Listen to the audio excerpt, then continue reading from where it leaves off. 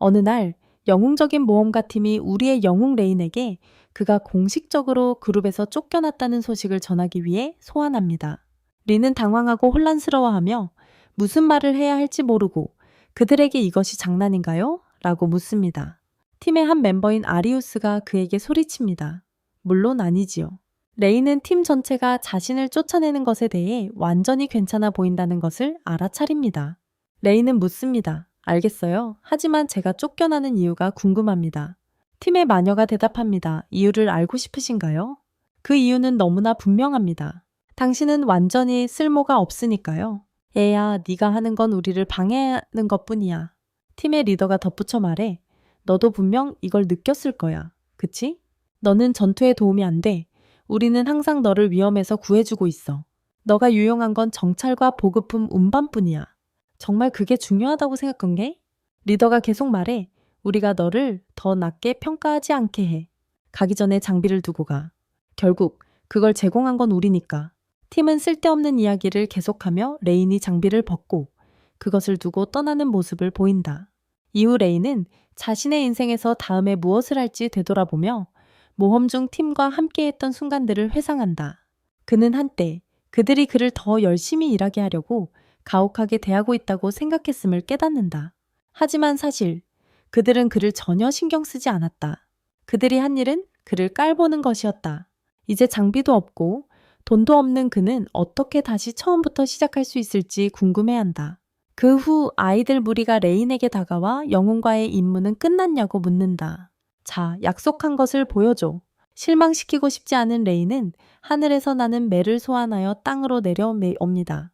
그는 아이들에게 이것은 임시계약이라고 말합니다. 레인은 매에게 인사하라고 지시하고 매는 따릅니다. 그 후 그는 계약을 해제하고 새는 날아갑니다. 레인은 동물과의 임시계약 개념을 설명하려고 하지만 아이들이 아직 어리기 때문에 이해하기에는 조금 어렵습니다. 아이들은 그것이 놀랍다고 생각하고 크면 자신도 그와 같아지고 싶다고 말합니다. 레인은 한 소년에게 물어봅니다. 너는 영웅이 되고 싶지 않았니? 소년은 대답합니다. 아니요, 영웅과 그들의 팀은 귀찮아요. 그들은 항상 우리 같은 가난한 사람들을 얕잡아 보지만 부자와 귀족들에게 아부를 한다. 레인은 사람들이 아리우스와 그의 팀을 이렇게 보는 것에 놀란다. 아이들은 레인에게 그 뚱보 영웅 그룹과는 완전히 다르다고 말한다. 그는 친절하고 함께 놀아주며 결코 그들을 얕잡아 보지 않는다. 아이들은 신나서 유명한 모험가가 되어 부자가 되는 꿈을 꾼다. 그 순간 레인에게 아이디어가 떠오르던데 소처미에 스코가산 떠오른가 저 낸다다. 그는 모험가가 되어 자유롭게 이곳저곳을 여행할 수 있다. 그는 모험가 조합으로 향하고 거기서 그를 맞이하는 접수원 나탈리를 만나 첫 번째 모험가 시험에 대해 듣는다. 레인이 말합니다. 미안한데 모험가가 진짜로 무엇인지 설명해 줄 수 있어요? 그 모험가에 대해 잘 몰라요. 그는 아리우스와 그의 그룹이 항상 모험가를 무시하던 모습을 떠올립니다. 나탈리가 웃으며 말합니다. 당신은 정말 솔직하군요. 가입하러 오는 대부분의 사람들은 그런 생각조차 하지 않아요. 그녀는 알겠어요. 처음부터 시작해 볼게요. 라고 말하며 모든 것을 자세히 설명합니다. 그녀가 설명을 마치자 레인에게 모험가로서의 스타터 장비를 주고 더 질문이 있냐고 묻습니다. 레인은 아니요. 감사합니다. 라고 대답합니다. 그러자 그녀는 그의 모험가 시험 시간이라고 말하며 당신의 직업은 무엇인가요? 라고 묻습니다. 레인은 답합니다. 저는 몬스터 길들이기입니다. 그녀는 말합니다. 좋다. 넌 모험에서 혼자서도 잘할 거야. 단지 무모한 짓을 하지 말고 자신을 다치게 하지 않도록 해. 알겠니? 레인은 처음 모험을 떠나는데 그것은 몇몇 고블린들을 처치하는 것입니다. 그는 고블린들에게 공격을 가하여 이길 수 있고 그들의 결정체를 수집합니다. 결국 그는 많은 결정체를 모았습니다. 이제 몇 가지 더 허브가 필요해요 라고 말합니다. 갑자기 그는 숲 깊숙이에서 비명을 듣습니다. 그는 무슨 일이 벌어지고 있는지 보러 달려가서 큰 치명적인 호랑이가 소녀를 공격하고 있다는 것을 발견합니다. 레인이 가지고 있는 칼로 호랑이를 공격하기로 결심하지만 칼이 부러지고 레인은 땅에 쓰러진다. 호랑이가 레인을 향해 돌아서고 그는 소녀에게 도망가라고 한다. 레인은 자신이 죽을 것이라고 확신한다. 그 순간 고양이 소녀는 여전히 그곳에 있고 힘을 다해 마지막 공격을 하겠다고 말한다. 그녀는 높이 뛰어올라 호랑이를 가격하고 즉시 죽인다. 레이는 자신이 보고 있는 것에 충격을 받는다. 그는 그녀에게 당신은 누구냐고 묻는다. 레이는 그 소녀가 고양이 영혼의 부족 출신임을 알아차리지만 그녀는 기절하며 쓰러진다. 레인이 그녀를 발견하고 괜찮냐고 묻는다. 그는 그녀가 다친 줄 알지만 그녀는 아니라고 대답한다. 그냥 정말 배가 고프다고. 그리고 그녀의 배가 꼬르륵거린다. 레이는 그녀에게 음식을 주고 그녀가 음식을 다 먹고 나서 고마워하며 며칠 동안 아무것도 먹거나 마시지 않았다고 말한다. 그녀는 자기소개를 안 했다고 말한다. 나는 카나다의 고양이 영혼의 부족에서 왔어. 레이는 대답한다. 나는 레인 셔워드야. 모험가 시험 중에 너를 만났어. 레인이 묻는다. 여기서 뭐 하고 있었어? 그녀는 대답합니다. 별로 한 일이 없어요.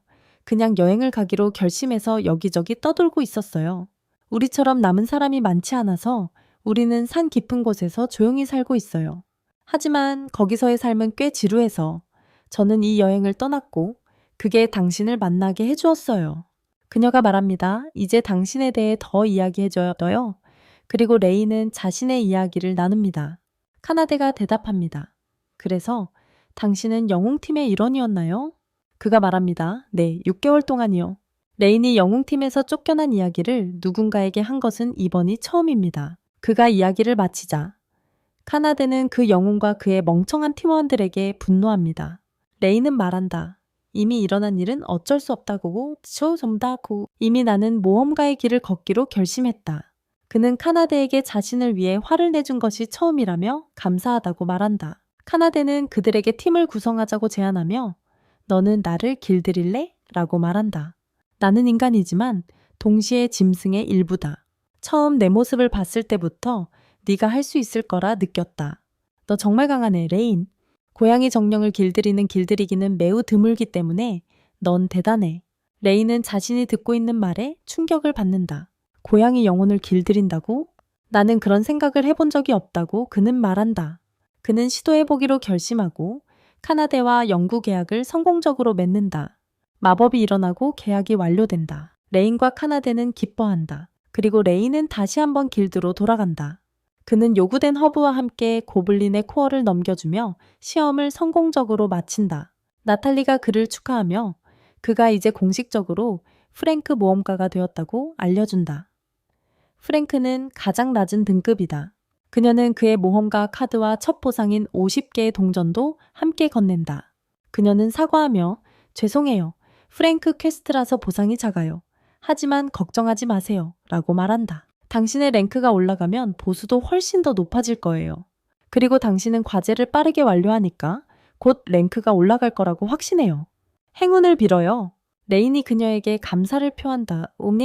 표한다. 레인은 혼자 생각하며 자신의 랭크를 올리기 위해서는 머물 곳이 필요하다는 것을 깨닫는다. 운영할 기지가 필요하다. 불행히도 그가 가진 적은 돈으로는 그것을 감당하기에 충분하지 않을 것이다. 그 후 레인은 카나데를 만나러 가며 늦어서 미안하다고 사과한다. 그녀는 미소를 지으며 이제 모험가가 되었군요. 맞죠? 라고 말한다. 그는 맞다고 확인하고 그녀는 그를 축하한다. 레이는 그가 바로 새로운 퀘스트를 시작하는 것에 괜찮은지 묻고 그녀는 동의한다. 두 사람이 나가면서 한 동료 모험가가 카나데를 알아보며 그녀가 고양이 정령이라는 것을 깨닫고 진짜 고양이 정령을 처음 봤다고 말한다. 여기서 뭐 하고 있어요? 그는 레인을 완전히 무시한다. 칸데는 그를 무시하며 말한다. 당신과 말하고 싶지 않아. 그 탐험가는 모욕감을 느껴 레인을 비웃기 시작하고 이는 칸데를 화나게 한다. 그녀는 되받아치며 말한다. 제 주인이 그런 말을 듣고 싶어 하지 않았다느니 당신은 그렇게 말하지 못할 거예요. 탐험가는 레인이 칸데를 길들였다는 사실에 충격을 받는다. 그는 레인이 거짓말을 하고 있다고 생각하고 웃음을 터뜨린다. 장난 그만해, 애송아. 당신처럼 약한 사람이 강력한 고양이 정령을 길들일 수 있을 리가 없어. 칸데는 반박한다.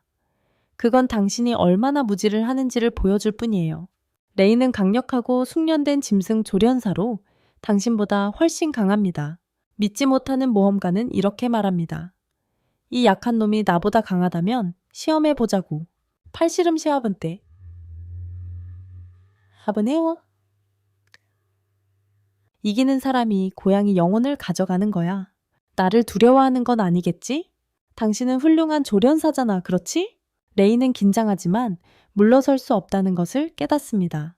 거부하면 이 녀석이 카나데를 계속 괴롭힐 수도 있어요. 용기를 모아 레이는 도전을 받아들입니다. 그는 지게 될까 두려워하지만 그래도 받아들입니다. 험관사는 그에게 말합니다. 내 팔을 부러뜨리면 울지 말라고. 경기가 시작되자 레이는 예상치 않게 쉽게 이기고 그 과정에서 흉관사의 팔을 부러뜨립니다. 레이는 경악하여 어떻게 이겼는지 이해할 수 없습니다. 카나데는 레인이 승자가 되었다고 자랑스럽게 선포합니다. 이제 고통에 울고 있는 흉관사는 나탈리에게 다가갑니다. 나탈리는 묻습니다.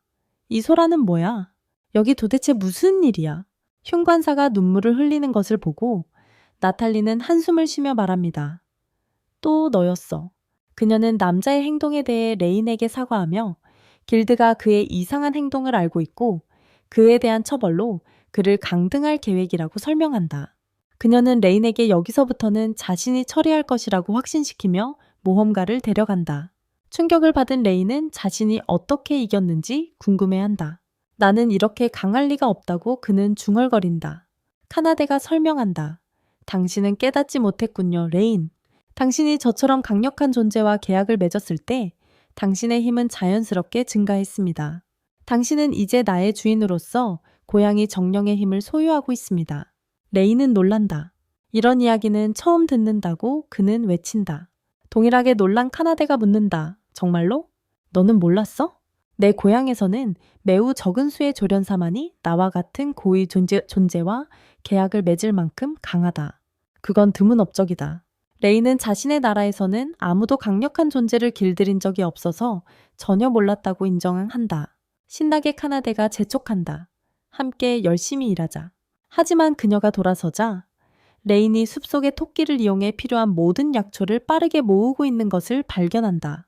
짜증이 난 카나데가 뾰로통해. 그건 불공평해. 나는 돕고 싶었지. 저 토끼들이 아니야.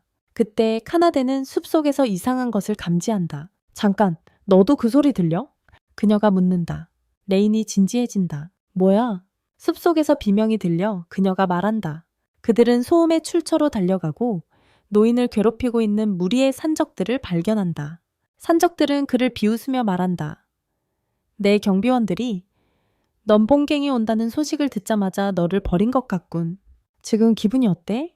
노인은 물론 두려움에 떨고 있다. 레인의 경우 넌 봉갱에 대해 듣는 것은 처음이다. 그러나 카나데는 그들을 인식하고 있다. 여행하면서 그들에 대해 많이 들었어. 이건 위험해. 우리는 도움을 받으러 가야 해. 레이는 동의하지 않아. 안 돼. 우리는 빨리 행동해야 해. 그렇지 않으면 그들이 그를 죽일 거야. 시간이 없어. 우리는 그들을 막아야 해. 카나데는 주저했지만 동의해. 레이는 우리가 나누어서 가자지 않해. 그는 상인을 보호하는 카나데의 뒤를 막고 도적들과 맞서 싸울 것입니다. 그들은 돌진하며 도적들을 기습합니다. 새로 얻은 힘 덕분에 이제 믿을 수 없을 만큼 강해진 레이는 그들을 쉽게 물리칩니다. 한편 카나데는 노상인을 확인하며 괜찮은지 묻습니다. 자신감으로 가득 찬 레이는 땀 한 방울 흘리지 않고 모든 도적들을 처치합니다. 하지만 카나데는 레인의 몸이 그의 새롭게 얻은 힘을 오랫동안 감당할 수 있을지 걱정합니다. 카나데가 레인이 싸우는 모습을 지켜보면서 그녀의 걱정은 사라집니다. 그녀는 그가 생각보다 더 인상적이라는 것을 깨닫습니다. 싸움 후 레인이 묻는다. 너는 괜찮아? 카나데가 고개를 끄덕인다. 노인분은 안전해. 그녀는 레인을 놀라운 눈빛으로 바라본다. 너는 대단해, 레인. 무기 없이 그들 모두를 물리쳤어. 레인이 설명한다. 나는 짐승을 길들이며 자신을 방어하기 위해 무술 훈련을 받았어. 늙은 상인은 그를 위험한 상황에서 구해준 것에 대해 감사하다. 그러나 레인은 걱정스러운 표정으로 묻는다. 경호원 없이 혼자 여행하는 것이 위험하지 않나요? 상인은 한숨을 쉰다. 경호원을 고용했지만 그들은 도적들을 보고 즉시 도망쳤다. 늙은 남자는 레인에게 경고한다. 여기서 나가야 해. 이 갱단은 위험해. 그들은 자신들에게 맞서는 사람은 누구든지 죽인다. 레인은 이를 깊이 생각한다. 그들은 정말 그렇게 위험한가요? 그는 의문을 품습니다. 그는 노인에게 말합니다. 우리는 그들을 막아야 합니다. 칸데와 상인은 레인의 말에 충격을 받습니다. 레인은 무리의 나머지 구성원을 찾습니다. 칸데가 묻습니다. 정말로 이럴 거라고 확신해? 레인이 고개를 끄덕인다. 만약 그들이 당신이 말하는 것처럼 정말 위험하다면 우리는 그들을 피해갈 수 있을지도 모릅니다. 하지만 배신자들과 약한 자들은 살아남기 힘들 것입니다. 그들은 항상 위험에 처해 있을 거야. 나는 그걸 허락하지 않을 거야. 카나데는 여전히 불확실하게 말해. 하지만 우리는 100명이 넘는 강도에 대해 이야기하고 있어. 그건 우리에게 너무 많은 거 아닌가? 레이는 대답해. 그건 정확히 그렇지 않아. 나는 우리를 훨씬 더 쉽게 만들어줄 계획이 있어. 이후에 레인과 카나데는 숲에서 캠핑하는 대신 여관의 방에서 차를 마시며 지내기로 해. 그리고 카나데는 제대로 된 침대가 생겨서 정말 기뻐해. 우리는 또한 레인과 카나데가 강도를 잡은 후 모험가 길드에 소환되었고 강도를 잡는 것이 큰 성과로 여겨졌다는 것을 알게 돼. 레인은 F등급에서 2등급으로 승급했고 또한 많은 금액을 받았다. 이로 인해 레인과 카나데는 마을에서 새로운 장비를 구입하고 화려한 저녁 식사로 축하했다. 하지만 여관에서 방을 구하려고 했을 때도 처음에 소모에 가려고 했을 때 단 한 개의 방만 남아있다는 것을 알게 되었다. 레인은 카나데와 별도의 방을 원했지만 어쩔 수 없었다. 그들은 잠을 자러 가지만 카나데는 깨어서 레인이 자신과 계약을 맺어준 것이 얼마나 대단한지 생각하고 있다. 결국 가장 강력한 타입 중에서도 고양이 정령은 믿을 수 없을 만큼 드물다. 많은 인간들이 카나데를 붙잡으려 했지만 그들과는 달리 레인은 그녀를 도와주고 구해주며 친구로 대해주었다. 일주일이 순조롭게 지나가고 일도 잘 진행된다. 하루는 비온과 칸데가 숲에서 사과를 먹고 그 후 길드로 돌아와 비온이 새로운 임무를 받아요. 그 임무는 다리 건너는 사람을 방해하는 누군가를 물리치는 것이에요. 나탈리가 비온에게 그 임무를 받아서 이 사람을 없애라고 부탁하며 그 임무는 모든 계급에게 열려 있고 보상은 4개의 금화라고 말해요. 비온이 보상을 듣자마자 바로 동의하고 나탈리는 그에게 감사해요. 비온은 빠르게 임무를 완수하기 위해 출발해요. 그가 다리에 도착했을 때 그것은 엄청나게 크다는 것을 발견하고 칸데는 그것에 정말 놀라워해요. 그 다리는 첫걸음이라는 이름으로 중앙 대륙에서 남쪽 대륙으로 가는 유일한 길이에요. 칸데는 주변 풍경에 감탄하며 비온에게 이것이 처음 본 그런 광경이라고 말해요. 카나데는 레인에게 그들이 맞서게 될 사람, 즉 감시자에 대해 묻습니다. 레인은 그 사람이 누구일지 생각해보지만 그 사람에게 패한 모든 이들이 그에 대해 말하기를 거부한다고 하여 아무것도 알지 못하고 경계를 유지하기로 결정합니다. 그 순간 카나데가 레인에게 부르며 보라고 합니다. 레인이 돌아보니 거대한 드래곤이 그들 위를 날고 있고 레인과 카나데 모두 두려워합니다. 드래곤이 땅으로 내려오더니 드래곤 영혼족의 소녀로 변신합니다. 소녀는 레인에게 말합니다. 너희 둘에게서 힘을 느낄 수 있어. 지금 나와 싸워. 레인은 드래곤이 소녀로 변신한 것을 보고 충격을 받습니다. 레인이 묻습니다. 제가 질문해도 될까요? 이 다리에서 문제를 일으키고 있는 감시견인가요? 그 소녀가 대답합니다. 그건 제가 좋아하는 칭호가 아니에요. 하지만 맞아요. 제가 맞아요. 저는 강력한 드래곤 혈통의 타냐이고 훈련을 받으러 왔어요. 레인은 놀라며 묻습니다. 무엇을 위한 훈련인가요? 카나데가 설명합니다. 드래곤 혈통은 15세가 되면 더 강해지기 위해 훈련을 받아야 해요. 타냐가 말합니다. 당신은 매우 박식하군요. 하지만 나는 강한 사람을 찾고 있고 둘 다와 싸우겠다고 고집해. 레인과 카나데는 다른 선택이 없고 전투가 시작돼. 레인이 타냐의 첫 공격을 막고 그녀는 그들에게 불을 내뿜어. 그들은 피하지만 불꽃이 카나데의 꼬리를 태워. 카나데는 분노에 휩싸여 타냐를 전력으로 공격해. 두 사람 간의 전투는 치열하게 계속되고 레인은 그 광경에 놀라워. 레인이 타냐를 공격하지만 그녀는 방역하고 그들을 공중으로 던져 불덩이를 준비해. 레인은 카나데에 새로 얻은 힘이 있어도 여전히 그녀를 이길 수 없다고 생각해. 타냐가 강력한 불 공격을 퍼붓지만 그들은 마지막 순간에 피합니다. 그녀는 그들에게 인상적이라고 말합니다. 너희는 내게 이렇게 오래 버틴 첫 번째 2명이야. 레인은 타냐가 정말 강하다는 것을 깨닫고 카나데에게 그녀를 잠깐만 5분 동안 주에 분산시키라고 말합니다. 아이디어가 있다고 하죠. 레이는 카나데를 남겨두고 자신의 계획을 실행에 옮깁니다. 타냐와 카나데 사이의 치열한 전투가 계속됩니다. 레인의 계획은 새와 계약을 맺고 다른 새들을 모으러 보내는 것입니다. 그가 돌아오자 카나데에게 말합니다. 좋아, 모든 준비가 완료됐어. 나머지는 나에게 맡겨. 타냐가 선언한다. 이제 너를 죽일 거야. 레인이 대답한다. 아니, 너는 그들을 죽일 거야. 타냐는 하늘을 바라보며 거대한 새떼가 자신을 공격하는 것을 보고 짜증이 나지만 결국 그들을 쫓아낸다. 그녀는 레인에게 말한다. 정말 이렇게 나를 이길 수 있다고 생각해? 웃기지 마. 너 같은 약한 자로는 드래곤 퀸을 이길 수 없어, 너희에도. 하지만 그 순간 타냐는 쓰러져서 일어설 수 없고 어지러우며 무슨 일이 일어나고 있는지 이해하지 못한다. 새가 레인의 어깨로 돌아오고 그는 그 새가 비토라는 특별한 종이며 반짝이는 깃털이 그것이 독성이 있다는 신호라고 말한다. 레인은 그녀의 몸에 주입된 대량의 독이 드래곤 혈통조차도 잠시 동안 쓰러뜨릴 수 있을 만큼 강하다고 설명한다. 타냐는 일으켜 세우려고 하지만 실패하고 결국 좋아, 항복해 라고 인정한다. 네가 이겼어. 카나데는 그들이 드디어 이겼다는 사실에 기뻐한다. 레인은 타냐에게 말한다. 좋아, 이제 우리와 함께 가. 그녀는 대답한다. 왜? 다른 인간에게 나를 노예로 팔아버릴 건가? 레인이 말합니다. 물론 아니에요. 그저 당신과 이야기하고 싶어요. 그리고 더 이상 문제를 일으키지 않겠다고 약속해줘야 해요. 그녀가 묻습니다. 그럼 거부하면 어떻게 되죠? 레인이 대답합니다. 그럼 저는 큰 문제에 빠질 거예요. 그녀는 듣기로 동의하고 떠납니다. 레인은 나탈리에게 미션을 완료했다고 보고하고 나탈리는 충격을 받습니다. 그녀는 레인에게 말합니다. 당신은 대단해요. 네가 할 수 있을 거라고 알았어. 그래서 너에게 임무를 줬지. 그녀는 그들에게 감사하며 모든 것을 확인한 후 보상을 받을 것이라고 말한다. 그런 다음 그녀는 그들 뒤에 서 있는 타냐에 대해 묻고 카나데는 뿔과 꼬리를 보고 그녀가 드래곤족일지도 모르겠다고 생각한다. 레이는 재빨리 아니라고 말한다. 단지 우리가 임무를 수행하는 동안 만난 소녀야. 타냐는 자신의 정체를 거의 드러내려 하지만 레인이 재빨리 그녀를 조용히 시키고 길드에서 급히 내보낸다. 밖에서 레인은 타냐에게 진짜 정체를 아무에게도 드러내지 말라고 설득하려고 한다. 마을에서 문제를 일으키지 않기 위해서. 하지만 타냐는 싸울 상대를 찾고 싶어하며 자신이 누구인지 모두에게 알리려고 다니고 있습니다.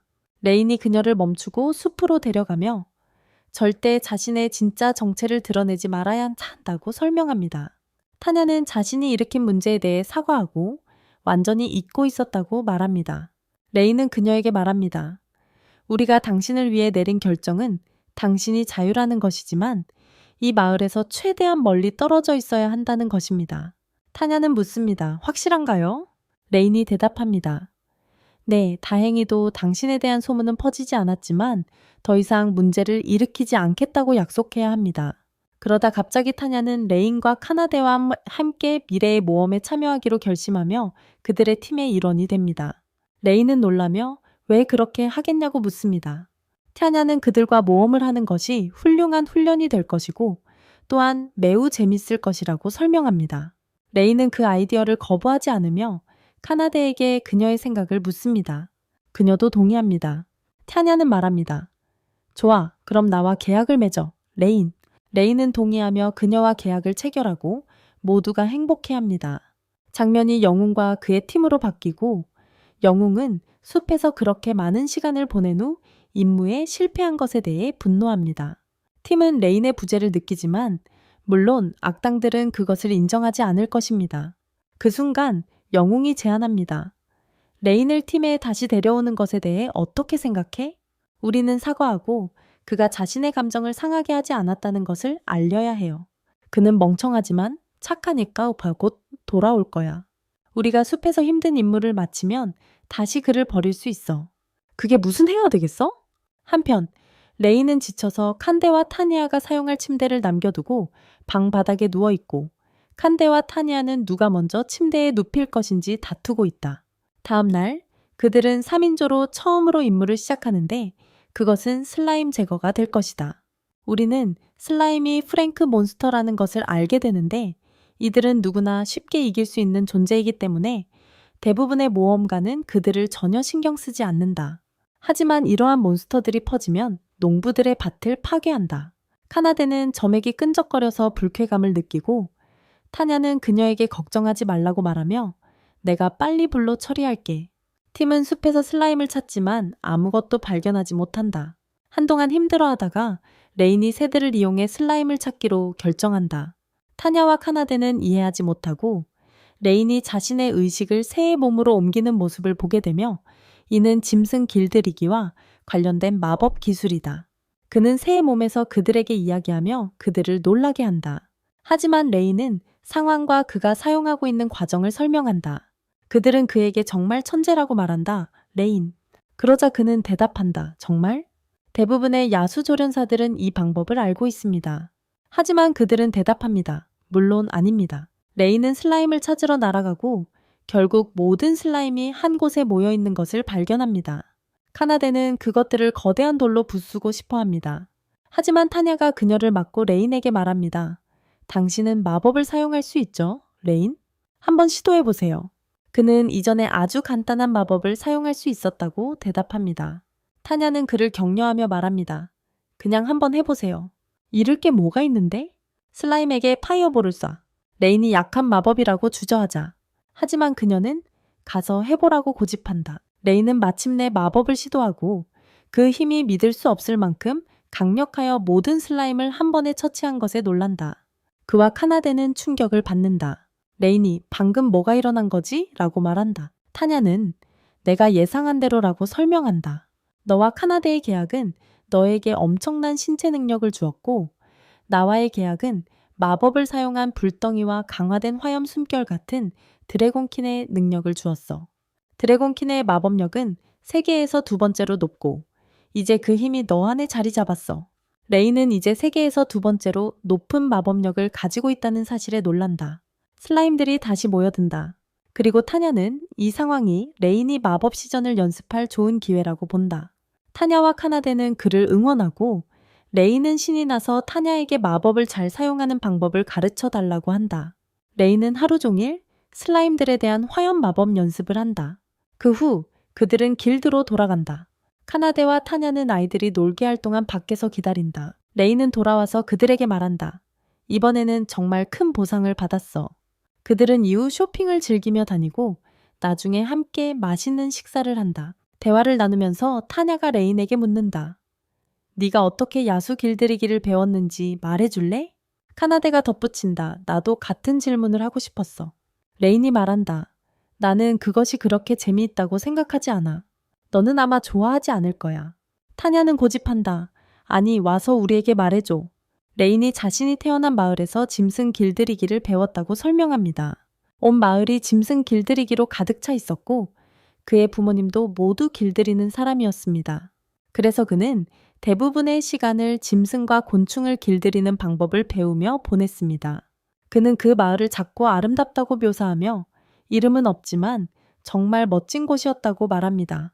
하지만 불행히도 그의 고향은 더 이상 존재하지 않아 카나데와 타냐는 슬퍼합니다. 그들은 이렇게 슬픈 이야기인 줄 몰랐어요. 죄송합니다.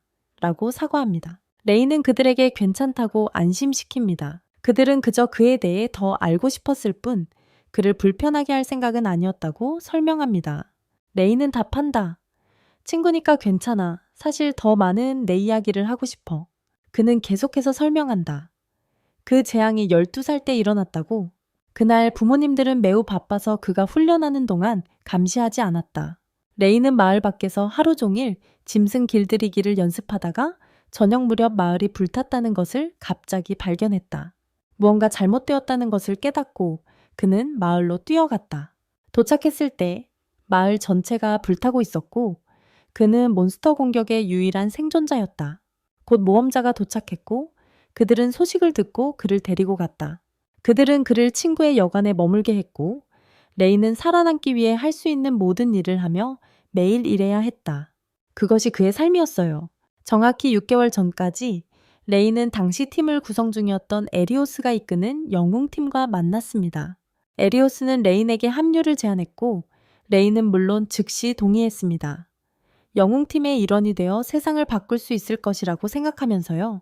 하지만 사실은 그의 상상과는 전혀 달랐습니다. 사실 에리오스는 그저 그를 이용하고 있었던 거예요. 레이는 카나데와 타니아에게 사과하며 이렇게 말합니다. 이야기가 이렇게 어두워진 건 미안해. 지금 나를 정말 불쌍하게 보일 것 같죠? 하지만 카나데는 그를 위로하며 이렇게 격려합니다. 네가 대단해, 레인. 너는 사람들을 돕고 싶어 하는구나. 전혀다져야지. 치?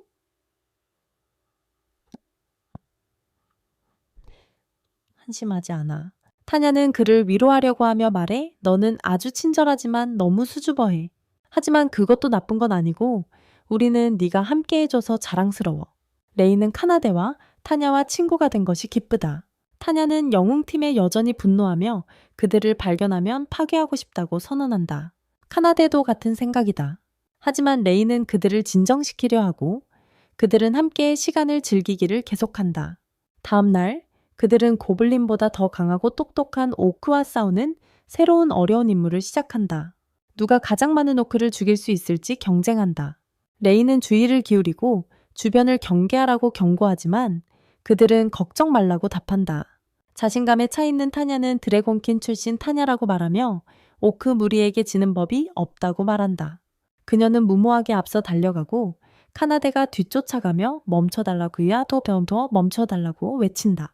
타냐와 카나데의 힘 덕분에 오크들이 도망치기 시작하지만 팀은 쉽게 그들을 처리한다. 그러나 한 오크가 죽은 척을 하고 타냐가 다가가자 그녀를 바닥으로 밀치고 공격하려 한다. 그녀는 공포에 질려 불꽃을 발사하여 오크를 죽이지만 다른 오크가 아직도 바닥에 누워있는 그녀에게 뒤에서 공격하려 한다. 반응하지 못한 레이는 공격을 막아내지만 팔에 타격을 입는다. 그 순간 칸데가 달려들어 오크의 얼굴을 가격하고 이를 마무리한다. 타냐는 레인이 걱정되어 그를 확인하지만 그는 상처를 치유하는 마법으로 그녀에게 괜찮다고 말한다. 그녀에게 보여주려고 말한다. 보이지? 괜찮아. 슬퍼하지 마. 하지만 타니아는 죄책감을 느끼고 사과하며 칸데는 정말 괜찮은지 묻는다. 레인은 확인한다. 네, 괜찮아. 나를 걱정하지 마. 그는 그들이 괴물 코어를 모으고 빨리 돌아가자고 제안합니다. 그들은 길드로 돌아가 보상을 받고 레이는 카나데에게 타냐가 어디 있는지 묻습니다. 카나데는 방금 여기 있었지만 조금 우울해 보였고 타냐가 혼자 있을 시간이 필요하다고 느꼈다고 설명합니다. 사실 타냐는 다리 옆에 혼자 앉아 있으며 분명히 속상해 보이고 자신이 실수해서 레인에게 문제를 일으켰다는 것을 되새기고 있습니다. 바로 그때 한 소녀가 다가와 인사하며 오늘 무슨 괴물을 처치했냐고 묻습니다. 타냐는 대답합니다. 나 정말 아무것도 하지 않았어. 소녀가 말합니다. 다치진 않았나요? 무언가 신경 쓰이는 일이 있다면 항상 즉시 말해야 해요. 내가 엄마한테 항상 듣는 말이야. 타냐는 미소를 지으며 말한다. 내 엄마는 정말 지혜로워. 그 소녀는 대답한다. 맞지만 계속 나한테 야채 먹으라고 시키는데 타니아는 웃음을 터뜨린다. 나한테 확인해 주셔서 감사하지만 지금은 괜찮아요. 타니아는 그녀를 안심시킨다. 그 소녀는 환하게 웃으며 말한다. 좋아. 다음에 봐. 그리고 달려간다. 곧 비가 오기 시작하고 레이는 타니아에게 확인을 한다. 그녀는 그에게 사과한다. 그는 다시 한번 모든 게 다 괜찮다고 안심시켜주며 그녀를 진정시킨다. 그들은 숙소로 돌아가서 잠을 잔다. 아침이 되자 그들은 새로운 모험을 떠나는데 그때 레이는 영웅의 팀, 곧 그의 옛 파티를 만난다. 레인이 놀라자 아리오스라는 영웅이 말했다. 오랜만이야, 레인. 지금 어떻게 지내고 있니? 레인은 긴장한 표정으로 대답하지 않았다. 그저 타냐와 카나데에게 집에 가자고 말하고 그들은 걸어가기 시작했다. 아리오스가 말했다. 기다려. 그렇게 차갑게 굴 필요는 없어. 결국 우리는 팀 동료였죠. 정말 죄송합니다. 우리는 당신에게 더 친절했어야 했습니다. 레이는 더욱 흥분했고 타냐는 말했습니다. 내가 알기로 당신들은 영웅의 파티여야 하죠? 아리오스는 그녀에게 간섭하지 말라고 하려던 참이었지만 그들이 모두 강력한 종족 출신임을 알아차렸습니다. 하나는 고양이 정령이고 다른 하나는 드래곤 혈통입니다. 강력한 종족 출신이 2명이라니? 여기서 뭐 하는 거죠? 카나데가 대답했습니다. 당신은 무엇을 보고 있나요? 우리는 레인의 친구입니다. 아리오스는 경악하며 대답했다. 불가능하다. 그는 계속해서 말했다. 아, 이제 이해했어. 그러니까 무능한 레인도 너희 둘을 섬기기로 선택했단 말이지? 카나데는 더욱 분노하며 경고했다. 감히 우리 주인 레인을 모욕하지 마라. 영웅 파티는 당황하여 자신들은 그렇게 인상적이지 않은데 왜 그렇게 오만한지 이해할 수 없었다. 마녀는 비웃으며 물었다. 그런 쓰레기 같은 레인이 강력한 종족의 생물을 어떻게 훈련시킬 수 있었겠는가? 레인이 중단하며 말했다. 넌 여기서 제게 제안하러 온 거 아니었니? 아리오스가 고개를 끄덕였다. 네. 이것은 우리 둘 다에게 이로운 일이에요. 잃어버린 숲에 대해 알고 있죠? 레인은 대답했습니다. 네, 제 마지막 일은 그 숲의 몬스터들을 상대하기 전에 사전 탐사와 준비였어요. 아리오스는 설명했습니다. 우리가 그들을 마주쳤을 때 예상보다 더 강했어요. 잃어버린 숲 안의 길은 계속 변하고 당신을 더욱 길에서 벗어나게 하며 몬스터들은 우리 넷으로는 감당할 수 있을 만큼 많지 않아요. 첫 주 후에 결국 우리는 철수했어요. 그러니까 레인, 나는 당신이 이 임무를 완료하는 데 도움을 주기를 부탁하려고 해요. 레인은 그들의 대담함에 충격을 받았습니다. 아리오스는 계속해서 말했다. 너의 생물들이 보급품을 운반하고 탐험하는 데 더 쉽게 해줄 거야. 분노로 가득 찬 레인이 대답했다. 내가 이 헛소리에 동의할 거라고 정말 생각해. 아리오스는 오만하게 대답했다. 영웅 파티에 기여하는 것은 너에게 영광일 거야. 그렇지, 팀? 기사도 끼어들며 말했다. 물론 레이는 전투에서 쓸모없을지 모르지만 몇 가지 이점이 있어. 파티의 나머지도 이런 경멸적인 감정에 동조했다. 마녀는 덧붙였다. 너처럼 쓸모없는 사람이 돌아오는 걸 허락해주니 감사해야지. 그들이 이렇게 비열함에도 불구하고 자신만만한 것이 분노를 일으켰다. 아리오스가 말했다. 너도 들었지, 레인.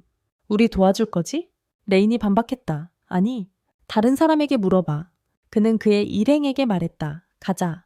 하지만 영웅팀의 힐러가 그를 죄책감으로 몰아가며 말했다. 우리가 하는 일은 세상을 구하기 위해 필요해. 그녀는 설명했다. 숲 깊숙한 곳에 저주받은 짐승왕을 물리치는데 중요한 고귀한 유물, 진리의 방패가 있어. 레인이 대답했다. 정말? 아리오스가 확인했다. 네, 우리가 그것을 언급하는 것을 잊었습니다. 치유사가 덧붙였다. 그 방패 없이는 저주받은 야수왕을 결코 물리칠 수 없습니다. 그리고 괴물들은 그들의 부패를 땅에 퍼뜨릴 것입니다. 레이는 자신의 어린 시절을 회상하며 괴물들이 돌아오는 것을 막는 것이 얼마나 중요한지 생각했다. 그렇지 않으면 역사가 반복되어 모든 곳에 파괴를 가져올 것이기 때문이다. 그는 자신의 마을이 타는 것을 기억했지만 영웅 파티가 그를 얼마나 나쁘게 대했는지도 기억했다. 양쪽을 고려한 후 그는 동의했다. 좋아, 내가 도와줄게. 아리오스는 자랑스럽게 대답했다. 처음부터 동의했어야지, 우리를 번거롭게 하지 말았어야지. 팀은 그를 계속해서 비난하며 말했다. 이제 우리 기지로 가서 세부 사항을 논의합시다. 하지만 카나데와 타냐가 그들을 막았다. 카나데가 말했다. 나는 이런 것이 싫어요. 하지만 레인이 동의했으니 나는 반대하지 않을게. 하지만 여러분은 먼저 레인에게 사과해야 해. 아리오스가 대답했다. 무슨 소리야? 나는 이미 사과했어. 카나데가 주장했다. 아니, 우리는 진정한 사과가 필요해. 타냐가 덧붙였다. 너는 레인을 내쫓았고 이제 그에게 부탁을 하고 있어? 최소한 제대로 사과하고 땅에 무릎 꿇고 그의 용서를 구하는 게 너의 할 일이다. 영웅 파티는 충격을 받았고 타냐는 계속 말했다. 문제라도 있나? 내가 원한다면 너를 불로 태워버릴 거야. 하지만 레인이 그걸 싫어할 거란 걸 알아서 참아주고 있어. 그래서 너희는 빈 머리를 숙이고 사과하기를 기대하고 있어. 오만한 아리오스는 짖었다. 나 영웅이 무릎 꿇기를 원한다고? 말도 안 돼. 나는 영웅 아리오스다. 그깟 약한 녀석 앞에서 무릎을 꿇으라고? 이 애가 어디서 저런 자신감을 얻은 거지? 그는 마주치는 모든 위험으로부터 도망친다. 아리오스는 레인의 목깃을 잡고 말했다. 네가 내 애완동물들에게 너무 관대하다. 레인, 네가 그들을 통제해야 해.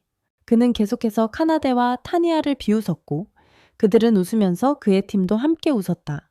마침내 레인이 참을 수 없었다. 그는 아리오스를 그렇게 세게 때려서 그를 바닥으로 날려보냈다. 영웅팀은 충격에 빠졌다. 충격에 빠졌다. 여전히 망상 속의 영웅 역할에 있는 아리오스는 외쳤다. 어떻게 감히 나 영웅을 때릴 수 있느냐? 레이는 대답했다. 필요하다면 다시 하겠다. 카나데와 타냐는 내 가장 가까운 친구들이다. 다시 비웃으면 대가를 치르게 될 것이다. 이제 분노한 아리오스는 레인에게 도전했다. 좋아. 한번 그리고 영원히 싸움으로 해결하자. 어느 팀이 더 강한지 보자. 너희 팀인지 아니면 내 팀인지. 비가 동의했다. 해보자. 첫 번째 대결은 나이트와 칸데 사이에서 벌어졌고 두 번째는 타니아, 마법사, 그리고 치유사 사이에서 이루어졌으며 마지막으로 아리오스와 비가 대결을 펼쳤다. 장면이 칸데와 나이트의 싸움으로 옮겨갔다. 그는 자신감 있게 말했다. 좋다. 어차피 강력한 종족과 싸우고 싶었어. 칸데는 흥분하며 대답했다. 네가 비에게 진정으로 사과할 때까지 너를 무찌르겠어. 나이트는 자만스럽게 말했다. 내가 사과할 이유는 없어. 영웅 파티에는 약한 녀석들이 필요하지 않아. 카나데는 분노에 차서 놀라운 속도로 그에게 달려들었다. 기사로서는 그녀의 힘을 견디지 못하고 명백히 밀리는 상황이었다. 그녀는 그를 약하다고 비웃었고 기사는 우리가 지금 비양을 필요로 하니 내가 너를 죽일 수도 있다는 점을 원망하지 말라고 변명했다. 카나데는 웃으며 오기지. 나는 아직 반밖에 힘을 쓰지 않았다. 이제부터는 모든 힘을 쓸 것이다. 기사는 두려움에 떨며 명백히 붕괴 직전이었고 그렇게 강한 사람이 왜 이렇게 약한 비양을 섬길까 의아해했다. 카나데는 그에게 아직 이해하지 못하는 것 같다고 말했다. 비는 너희 모두를 합친 것보다 강하다, 쓰레기들아. 강력한 일격으로 그녀는 그를 쓰러뜨리며 첫 전투를 끝냈다. 장면은 타냐의 싸움으로 바뀌었다. 그녀는 말했다. 나는 영웅과 싸울 줄 알았는데 재미는 레인에게 맡길게. 마녀와 치유사는 반박했다. 에러스에 대해 말하는 방식을 조심해. 타냐는 대답했다. 나는 너희 둘이 너무 약해서 진지하게 받아들일 수 없다고 의미했어. 전투는 마법 주문으로 시작되었지만 타냐는 손가락 하나로 그들의 공격을 손쉽게 무효화했다. 마녀와 치유사는 충격을 받았고 타냐는 그들의 무능함에 웃었다. 정말로 이렇게 이길 수 있다고 생각했나? 그들은 다시 공격을 시도했지만 타냐는 쉽게 그들의 마법을 해제했다. 그들은 계속 시도했지만 모든 주문이 실패하여 무력해졌다. 타냐는 비웃으며 말했다. 네가 주인님에게 경멸의 말을 했다고 도망칠 수 있다고 생각했나? 다시 생각해봐. 그녀는 파괴적인 공격을 위해 엄청난 마법 에너지를 모으기 시작했고 마녀와 치료사는 공포에 떨며 눈물을 흘릴 지경이었다. 공격을 발사하기 직전에 타냐는 웃으며 장난이었다고 말했다. 하지만 이미 늦었다. 그들은 이미 두려움에 쓰러져 있었다. 다모웨의 저희 조류미드에 쓰러져 있었다. 장면은 레인과 아리오스의 싸움으로 옮겨갔다. 아리오스는 비웃으며 말했다. 넌 바보야, 레인. 나 영웅을 대적하다니. 너 천한 야수 길들이기꾼이 나의 관대한 제안을 거절했을 뿐만 아니라 더 나쁘게도 네가 감히 나를 때렸다. 내가 너에게 후회하게 만들겠어. 하지만 레인은 그의 무의미한 떠들임을 듣지 않고 빠르게 공격했다. 아리오스는 공격을 피할 수 있었다. 아리오스가 말했습니다. 넌 바보야. 내가 지금 말하고 있었잖아. 레인은 대답했습니다. 난 당신의 끝없는 떠들임을 듣고 싶지 않아. 화가 난 아리오스는 검을 들고 번개처럼 달려들었습니다. 레인은 그 모든 공격을 믿을 수 없을 정도로 빠르게 피했습니다. 그는 계속해서 피하며 집중하고 타격할 적절한 순간을 기다렸습니다. 레인은 아리오스가 타냐와 싸울 때와 달리 영웅답지 않은 약함을 느꼈습니다. 레인이 아리오스의 팔을 잡고 공격을 막으며 말했습니다. 그것뿐이야. 아리오스는 놀라며 말했습니다. 네가 내 공격을 막았어. 그 순간 레인이 다시 그를 가격하여 에로스의 입에서 피가 흘렀다. 에로스는 당황하며 레인이 어떻게 이런 힘을 얻었는지 이해하지 못했다. 전투가 계속되자 에로스는 물었다. 너는 어떻게 이렇게 싸우는 법을 알지? 레인이 대답했다. 알고 싶어? 이것이 짐승 조련사의 힘이야. 네가 이전에 조롱했던 바로 그 힘이지. 나는 내가 맺는 계약을 통해 힘을 얻어. 레인은 그에게 말했다. 너는 정정당당한 싸움에서 나를 결코 이길 수 없어. 그리고 또 한 번 강력한 타격을 날리며 덧붙였다. 패배를 인정해, 에로스. 절망한 에로스는 마법을 사용하여 레인에게 번개로 공격했다. 비가 다시 피했고 에로스는 비아냥댔다. 네가 정말 바보라고 비야. 내 기술을 잊었나? 너를 제로 만들어버릴 거야. 쓸모없는 야수 길들이자.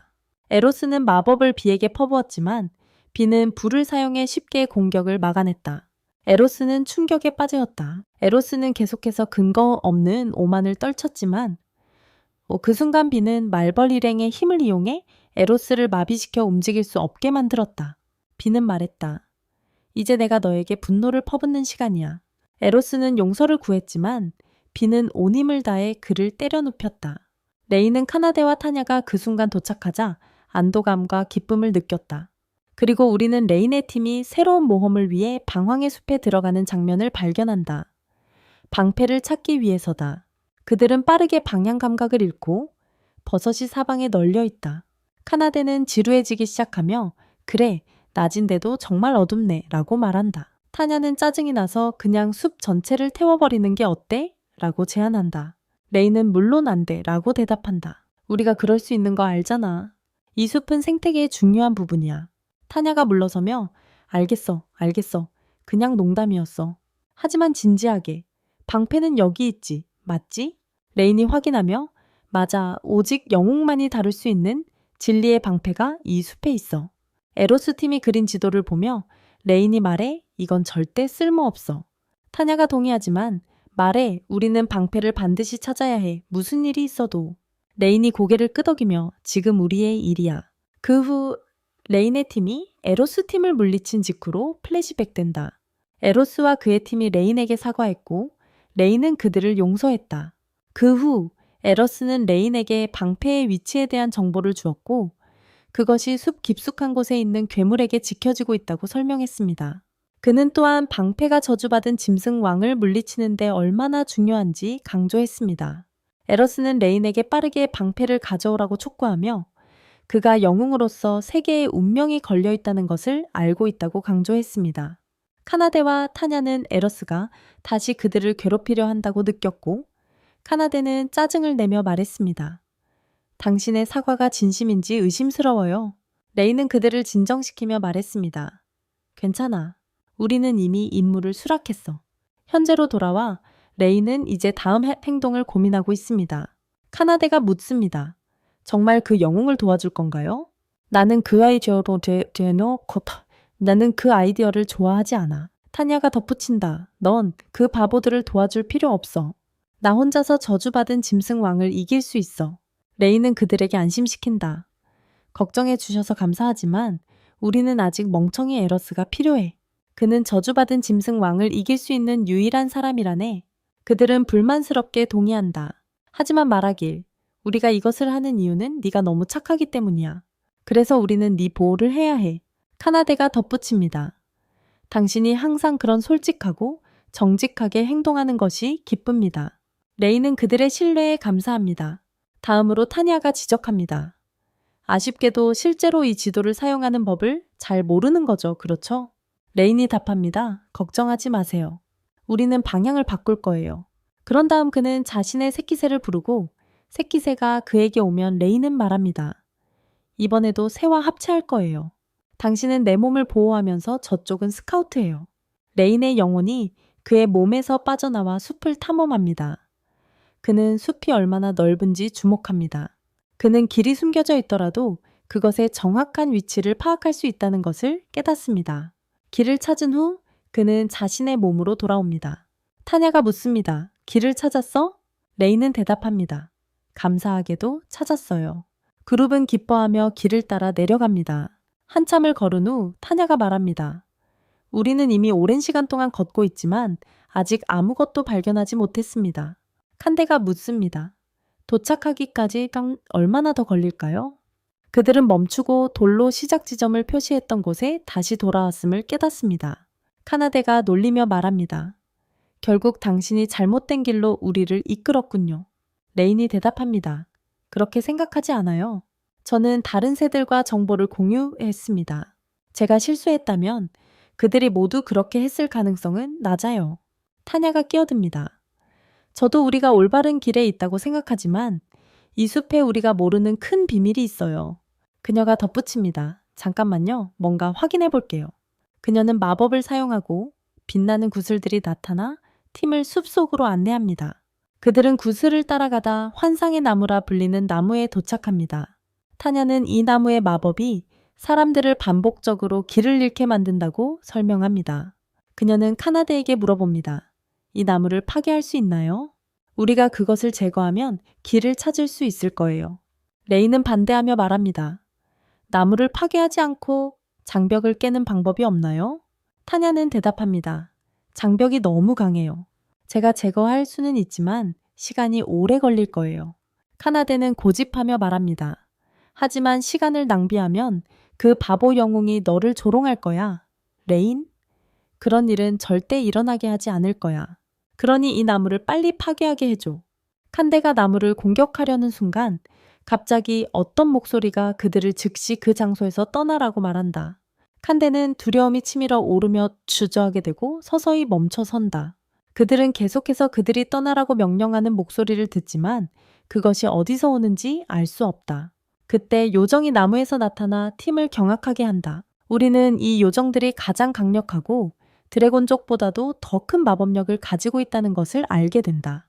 또한 인간이 요정을 마지막으로 본 것은 2년 전이다. 요정들은 인간을 적으로 여긴다. 왜냐하면 인간들은 자원을 채취하기 위해 숲을 파괴했기 때문이다. 긴장이 고조되면서 요정들은 인간을 멀리하기 위해 깊은 숲과 산으로 물러났다. 이로 인해 요정들은 인간에 대한 깊은 증오를 품고 있습니다. 레이는 요정에게 말을 걸어보지만 그녀는 반복해서 이곳을 떠나 빨리 가라고 말합니다. 그는 대답합니다. 그냥 당신과 이야기하고 싶어요. 요정은 엄하게 대답합니다. 지금 떠나지 않으면 몇 초 안에 너를 부숴버리겠다. 두려워한 그룹은 최대한 멀리 달려갑니다. 안전해지자 카나데가 말합니다. 그녀가 우리를 쫓지 않아서 다행이에요. 카나데는 소리내어 궁금해합니다. 요정들은 친절하고 온화한 존재여야 하지 않나요? 레이는 설명합니다. 맞아요. 그녀가 자신을 드러낸 것은 이상해. 그녀가 나를 인간으로 생각해서 그렇게 한 것 같아. 타냐가 덧붙여 말해. 그러니까 이건 단순한 문제가 아니라는 거야. 레인이 동의하며 말해. 응, 우리가 장벽에 너무 가까이 다가갔기 때문에 발생한 것 같아. 타냐가 고개를 끄덕이며 말해. 응. 그녀는 카나데가 장벽을 파괴하려고 했을 때 나타났어. 레이는 요정이 왜 그렇게 공격적이었는지 생각하기 시작해. 타냐는 그 걱정을 무시하며 말해. 무슨 일이 일어나도 상관없어. 그녀는 전에 우리를 방심하게 만들었어. 하지만 이번에는 준비가 되어 있을 전에 준비가 되어 있을 거야. 나는 그녀의 주문을 받고 카나데는 나무를 파괴할 거야. 그렇게 하면 우리는 더 이상 그녀와 마주치지 않을 거야. 그렇지, 레인? 하지만 레인은 반대해. 아니, 다시 그녀와 이야기하는 게 더 좋다고 생각해. 타냐와 카나데는 모두 충격을 받아. 타냐가 항의해. 어떻게? 그녀는 전혀 말하는 것에 관심이 없었다. 카나데는 아무래도 안전하지 않아 라고 추가로 말한다. 레인은 그들을 설득하고 결국 그의 계획에 동의한다. 레인이 다시 요정에게 접근한다. 그녀는 반복해서 말한다. 이곳을 떠나라. 그가 답한다. 우리는 당신의 적이 아니다. 우린 단지 대화를 원할 뿐이야. 하지만 요정은 다시 한번 고집한다. 지금 떠나라. 비가 계속 내리고 있다. 우리는 숲을 해치러 온 것이 아니다. 우리는 단지 임무를 완수해야 하고 그 후에 떠날 것이다. 요정은 그에게 마법을 겨누며 말한다. 떠나지 않으면 널 파괴하겠다. 레이는 용감하게 대답한다. 공격하고 싶다면 해라. 요정은 그의 대답에 놀란다. 레이는 덧붙인다. 나에게 무엇을 하든 상관없지만 내 팀원들에게는 해치지 말아라. 요정은 경고한다. 그 경우 나는 지금 당장 너를 파괴하겠다. 그녀는 그를 몇 초 안에 끝내기 위해 마법 화살을 소환한다. 카나데와 타냐가 개입하려고 한다. 하지만 레인이 그들을 막으며 걱정하지 말라고 안심시킨다. 그는 혼잣말로 한 번의 공격은 견딜 수 있지만 물러서진 않겠다고 생각한다. 요정이 화살을 쏘고 그것들이 그의 몸을 꿰뚫어 상처를 남긴다. 하지만 그는 가만히 있다. 요정이 묻는다. 왜 도망치지 않나요? 레인이 대답한다. 말하고 싶다고 했잖아요. 그게 다예요. 놀란 요정이 말한다. 그래서 내 공격을 막고 내 신뢰를 얻으려는 건가요?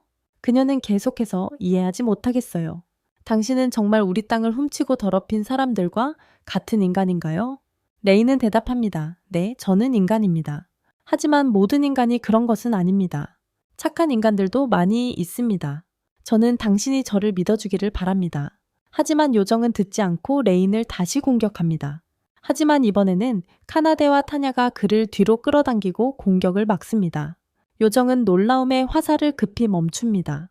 칸데는 요정에게 레인은 나쁜 사람이 아니라고 말하고 그녀가 믿기를 부탁합니다. 그들은 레인이 그들에게 해준 모든 좋은 일들과 그가 친절한 사람이라는 것을 요정에게 이야기합니다. 요정은 설득되어 마법을 해제합니다. 그녀는 레인에게 너는 정말 이상한 인간이구나 라고 말하며 땅에 내려와 그를 일으켜주기 위해 손을 내밉니다. 그녀는 그에게 이름을 묻고 그는 대답합니다. 레인. 그녀는 자신을 소개합니다. 나는 수호라야. 내 말을 들어볼게. 레인이 자신의 이야기를 그녀에게 설명하고 소라는 말한다. 그러니까 당신은 영웅을 위한 진리의 방패를 찾고 있는 거군요? 레인은 대답한다. 네. 하지만 문제는 이 장벽이 우리의 길을 막고 있다는 거예요. 소라는 그에게 말한다. 이 장벽은 내가 만든 거예요. 레인은 그녀에게 묻는다. 우리를 통과할 수 있도록 이걸 제거해 주실 수 있나요? 그녀는 그를 끊고 말한다. 물론 안 되죠. 이 장벽은 사람들이 요정 마을에 도달하는 것을 막고 저는 동료들을 위험에 빠뜨릴 수 없어요. 없어요. 타냐가 끼어들어 말한다. 당신이 그 괴물과 함께 일하고 있는 것 같아요. 소라가 대답한다. 너희가 말하는 방패를 가진 괴물은 이 숲에 없어. 팀은 충격을 받고 소라는 숲에 있는 것은 요정 마을로 가는 길뿐이며 요정들이 진실의 방패를 보호하고 있다고 설명한다. 카나데가 묻는다. 그럼 이 괴물 이야기는 뭐야? 타냐가 말한다. 누군가 잘못된 정보를 퍼뜨린 것 같아. 소라가 말한다. 이 방패가 저주받은 야수왕을 물리치는데 중요하다면 너희에게 줄게. 잠깐만. 그녀는 자신의 차원 가방을 열고 방패를 꺼내어 그들에게 건넨다. 팀은 방패를 받게 되어 기쁘고 임무를 완수한다. 그들은 소라에게 감사 인사를 하고 레이는 소라에게 묻습니다. 우리가 당신을 위해 무엇을 할 수 있을까요? 소라는 답합니다. 괜찮아요. 저는 제 역할을 한 거예요. 카나데는 레인에게 말합니다. 도시로 돌아가서 방패를 넘기자. 레인이 동의하고 그들은 다시 한번 소라에게 감사 인사를 합니다. 그들이 걸어가는 도중 레인은 갑자기 멈춥니다. 무언가 잘못된 것 같다는 느낌이 들었기 때문입니다. 레인은 다시 소라에게 돌아와 묻습니다. 소라, 뭔가 마음에 걸리는 게 있어?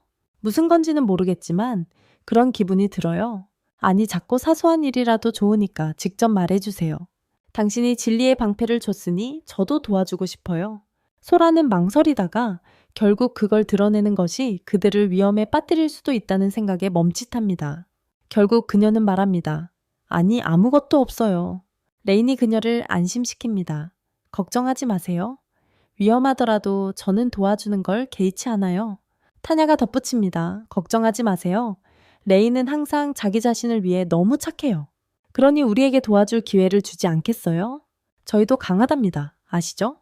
소라는 말합니다. 당신들을 신뢰하기 때문에 모든 것을 말해줄게요. 그녀는 자신의 성격과 완전히 다른 여동생 로나가 있다고 설명하지만 그들은 항상 매우 가까웠습니다. 원래 요정 마을로 가는 여러 경로와 여러 장벽이 존재했습니다. 소라와 로나는 잃어버린 숲으로 가는 길을 보호하는 장벽을 유지하는 임무를 맡고 있었습니다. 지루한 일이었지만 그들은 항상 함께하는 것을 기쁘게 생각했습니다. 그러던 어느 날 그들은 잠시 장벽을 떠날 수밖에 없었습니다. 그때 그들은 저주받은 짐승 왕의 군대에서 일하는 괴물을 만났습니다. 그들은 장벽으로 다시 도망치려 했지만 괴물이 그들을 쫓아왔습니다. 그들은 싸울 수밖에 없었지만 괴물을 물리치는 데 실패했습니다. 괴물이 로나를 붙잡아 데려갔어. 레이는 괴물이 요정들조차 압도할 만큼 강하다는 것에 놀라고 소라는 그 괴물이 섀도우 기사라고 말해. 레이는 이제 이해했어. 섀도우 기사는 지금 몬스터로 가장 강력한 종족조차 물리칠 수 있는 강력한 생물이야. 또한 모든 마법 공격을 무효화하는 능력을 가지고 있어. 즉, 오직 물리 공격만이 피해를 줄 수 있어서 요정들과의 싸움은 완전히 불공평해. 소라는 섀도우 기사가 그녀에게 장벽을 없애라고 명령했으며 그 대가로 로나를 풀어주겠다고 했다고 설명해. 하지만 소라는 마을 사람들을 위험에 빠뜨리는 것을 거부했어. 그녀는 마을 지도자를 찾아 도움을 요청했지만 그는 마을의 안전을 위해서 언니를 포기하는 것이 더 좋다고 말하며 처음에 장벽을 무방비로 두었던 것은 그들의 잘못이라고 했습니다. 이 시점에서 레인이 소라를 위로하며 언니를 구하겠다고 말합니다. 그는 그녀가 울고 있을 때 부드럽게 안심시킵니다. 레인이 소라에게 기사님이 어디에 있는지 묻고 그녀는 저기 그 지역에 있다고 대답하며 로나도 그곳에 있다고 말합니다. 레인은 알겠다고 하며 나머지는 우리에게 맡기라고 하고 그들은 로나를 구하러 나섭니다. 소라는 그들과 함께 가야 한다고 말하지만 레인은 너는 안 된다고 대답합니다. 그가 네가 그와의 거래를 깨졌다는 사실을 알게 되면 로나를 죽일 수도 있어. 너가 그녀를 걱정하는 것은 알지만 제발 여기서 기다려줘. 그녀는 대답한다. 알겠어. 너희를 믿지만 제발 조심해서 싸우고 너희 자신을 잘 돌봐줘. 그들은 그림자 기사님의 위치로 가서 그가 나무 위에 묶인 로나와 함께 앉아 있는 것을 발견한다. 팀은 준비를 하고 일제히 기사를 공격한다. 레이는 그에게 불덩이를 던진다. 하지만 기사는 전혀 영향을 받지 않고 말한다. 마법은 내게 통하지 않아? 너희도 알지? 레인과 카나데는 그를 물리적으로 공격하기 위해 달려가고 레인은 말한다. 하지만 적어도 내가 너를 방해할 수는 있겠지? 기사님은 레인의 힘을 감지하고 말한다. 이 힘은 뭐지? 혹시 이게? 너가 영웅이니? 레인이 대답한다. 그와 나를 비교하는 것은 모욕이다. 기사 말한다. 그러니까 너는 영웅이 아니군. 그럼에도 불구하고 저주받은 짐승 왕을 섬긴다는 것을 알면서도 나에게 도전하다니. 여기서 너의 목적은 뭐냐? 말해봐. 레인은 대답한다. 너에게 대답할 필요는 없다. 기사가 계속 말한다. 알겠다. 이 모든 것이 요정을 위한 것이구나. 그렇지? 나는 배신에 대한 처벌을 집행해야 하지 않겠습니까? 그는 검으로 로나를 죽이려고 하는데 타니아가 빠르게 공격을 가로채 로나를 구출하고 레인에게 나와 함께 있으면 로나는 안전하네라고 말하며 로나와 함께 날아갑니다. 기사는 분노하며 말합니다. 너희는 그렇게 쉽게 도망치지 못할 거야. 그는 타니아와 로나를 공격하려는 순간 레인과 카나데가 그를 가로막고 우리를 잊지 마세요라고 말합니다. 카나데는 레인에게 자신과 레인이 기사를 분산시키면서 타니아가 로나를 안전한 곳으로 데려가도록 해야 한다고 말합니다. 레인은 동의하며 그래, 계획은 잘 작동했지만 불행히도 아직 그를 이기지는 못했습니다. 그는 속으로 생각합니다. 카나데의 힘에도 불구하고 우리는 그와 겨우겨우 맞서고 있을 뿐입니다. 그림자 기사는 화가 나서 말합니다. 너희 벌레들이 나를 얕보지 마라. 그는 주변 전체를 초토화시키는 강력한 공격을 시작하지만 카나데와 레이는 그것을 피한다. 레이는 카나데에게 자신이 기사에게 붙잡을 테니 그녀는 모든 힘을 다해 그를 처치하라고 말한다. 레이는 아르바이 벌들을 찾고 그들과 계약을 맺은 후 그들과 함께 전투에 뛰어들어 기사를 마비시키려 한다. 그는 마음속으로 생각한다. 아마도 마비가 그림자 기사에게는 통하지 않을지도 모르지만 다른 선택이 없다. 벌들이 기사를 애워싸고 레이는 카나데에게 힘을 강화하는 주문을 걸어준다. 카나데는 엄청난 힘의 파동을 느끼고 기사를 공격하여 마침내 그를 쓰러뜨린다. 카나데는 기뻐하며 레인에게 말한다. 방금 나에게 뭘 한 거야? 갑자기 엄청난 힘을 느꼈어. 레인이 설명합니다. 그건 조련사를 위한 독특한 마법이에요. 기본적으로 그것은 자연적인 능력을 일시적으로 강화해줍니다. 전에는 사용할 수 없었지만 타냐의 마법이 저를 지원해 주어서 가능해졌어요. 타냐가 도착해 로나가 안전하다고 안심시킵니다. 비록 의식이 없지만 다른 이상은 없어요. 그녀는 또한 말합니다. 그 강화 마법은 잃어버린 마법이에요. 어떻게 그것을 시전할 수 있었나요? 팀은 로나를 구한 성공을 축하합니다. 로나가 깨어나서 묻습니다. 당신은 누구인가요? 레이는 대답합니다. 우리는 당신의 누나 친구들입니다. 그녀가 우리에게 당신을 구출해달라고 부탁했습니다. 지금은 안전해요. 로나를 소라에게 돌려주고 소라는 로나가 무사하다는 사실에 기뻐하며 팀에게 구조해줘서 고맙다고 인사합니다. 모두 이 순간에 행복하지만 로나와 소라는 지금 즉시 그 지역을 떠나야 한다고 말합니다. 로나가 위기에 처했을 때 마을 사람들이 버렸고 아무도 도와주지 않았기 때문입니다. 그러므로 그들은 더 이상 그들과 함께 살 수 없습니다. 레인이 그들에게 말합니다. 조심해야 해요. 숲에는 그림자 기사 같은 위험한 몬스터들이 가득 차 있습니다. 로나는 그들이 외부 세계와 오랫동안 격리되어 있어 아무것도 모르고 있었다고 설명합니다. 카나데가 말합니다. 우리와 함께 오는 게 어때? 그녀와 타니아는 그들을 설득하려고 노력하며 타니아는 결정은 우리 리더 레인에게 달려있다고 말합니다. 이 순간 레인이 동의하고 모두 기뻐합니다. 로나와 소라는 말합니다. 지금부터 당신도 우리와 계약을 해야 합니다. 레인이 놀라자 그들은 이미 타니아와 카나데와 계약을 맺은 상태라고 말하며 그에게도 이익이 되기를 원한다고 전합니다. 레인이 동의하고 그들과도 계약을 맺습니다. 하지만 레인은 두 명의 강력한 존재와 동시에 계약을 맺어 완전히 지쳐 거의 쓰러질 지경입니다. 로나와 소라가 그를 붙잡고 묻는다. 괜찮아? 레인이 대답한다. 응, 그냥 조금 어지럽네. 그들은 그에게 말한다. 우리에게 기대어도 돼. 나중에 레인은 쓸모없는 영웅에게 방패를 전달하러 가고 그의 팀은 멀리서 지켜본다. 레인은 진실의 방패를 영웅에게 선물하고 영웅은 충격을 받으며 묻는다. 무슨 일이야? 영웅이 말한다. 이상하네. 너가 떠난 지 이틀밖에 안 됐어. 레인은 대답한다. 맞아. 그리고 우리는 단 이틀 만에 임무를 완료했어. 어리석은 영웅이 일어나서 말한다. 불가능하다. 우리는 일주일이나 걸렸는데 여전히 해결하지 못했다. 이 방패는 가짜에 틀림없다. 레인이 그에게 말한다. 그렇게 생각한다면 가서 확인해보라. 치유사가 방패의 감정 마법을 사용하고 그것이 진짜임을 확인한다.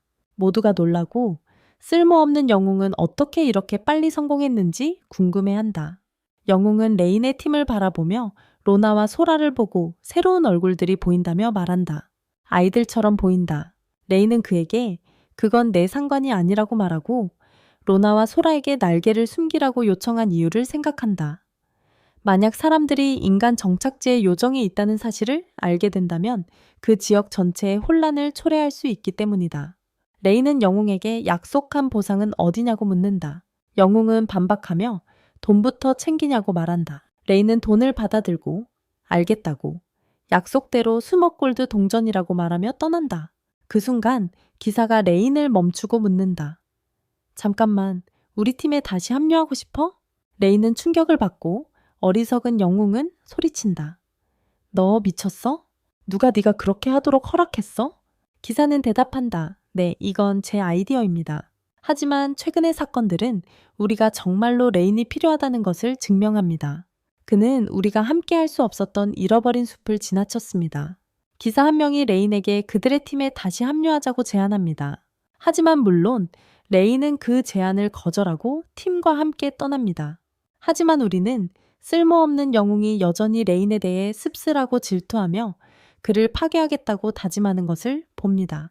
나중에 레인은 팀이 짐승왕을 무찌르는 것은 반드시 영웅이어야 하는지 묻자 영웅과 저주받은 짐승광의 전설을 이야기합니다. 팀은 레인에게 그가 계속해서 강해지고 있다고 설득하고 결국 그가 저주받은 짐승광을 직접 무찌를 것이라고 말합니다. 그들은 모두 웃으며 매우 행복해합니다. 아침이 되자 팀은 일어나 아침을 먹으러 갑니다. 타냐는 레인에게 그의 현재 힘에 맞는 새로운 장비를 구비해야 한다고 말합니다. 레인은 영웅과 함께한 마지막 임무에서 충분한 돈을 벌었기 때문에 새로운 장비를 구입할 수 있다고 말합니다. 그는 스스로에게 생각합니다. 더 강해지고 친구들을 보호하기 위해서는 새로운 장비가 필요하다고. 그 후 레인은 팀과 함께 시장으로 가서 장비를 사러 갑니다. 그러나 로나와 소라는 많은 인간들이 있는 곳에 있을 때 매우 긴장하고 무서워하며 누군가가 자신들이 요정이라는 것을 알아차릴까 두려워합니다. 레인이 그들을 안심시키지만 소라는 레인이 안심시켰음에도 불구하고 여전히 무섭다고 말합니다. 로나는 오랫동안 실제 생활에서 격리되어 있었지만 타냐와 카나데가 인간들과 잘 어울리며 자연스럽게 대화하고 있다는 것을 발견합니다. 그 순간 몇 명의 아이들이 다가와서 레인과 농담을 시작한다.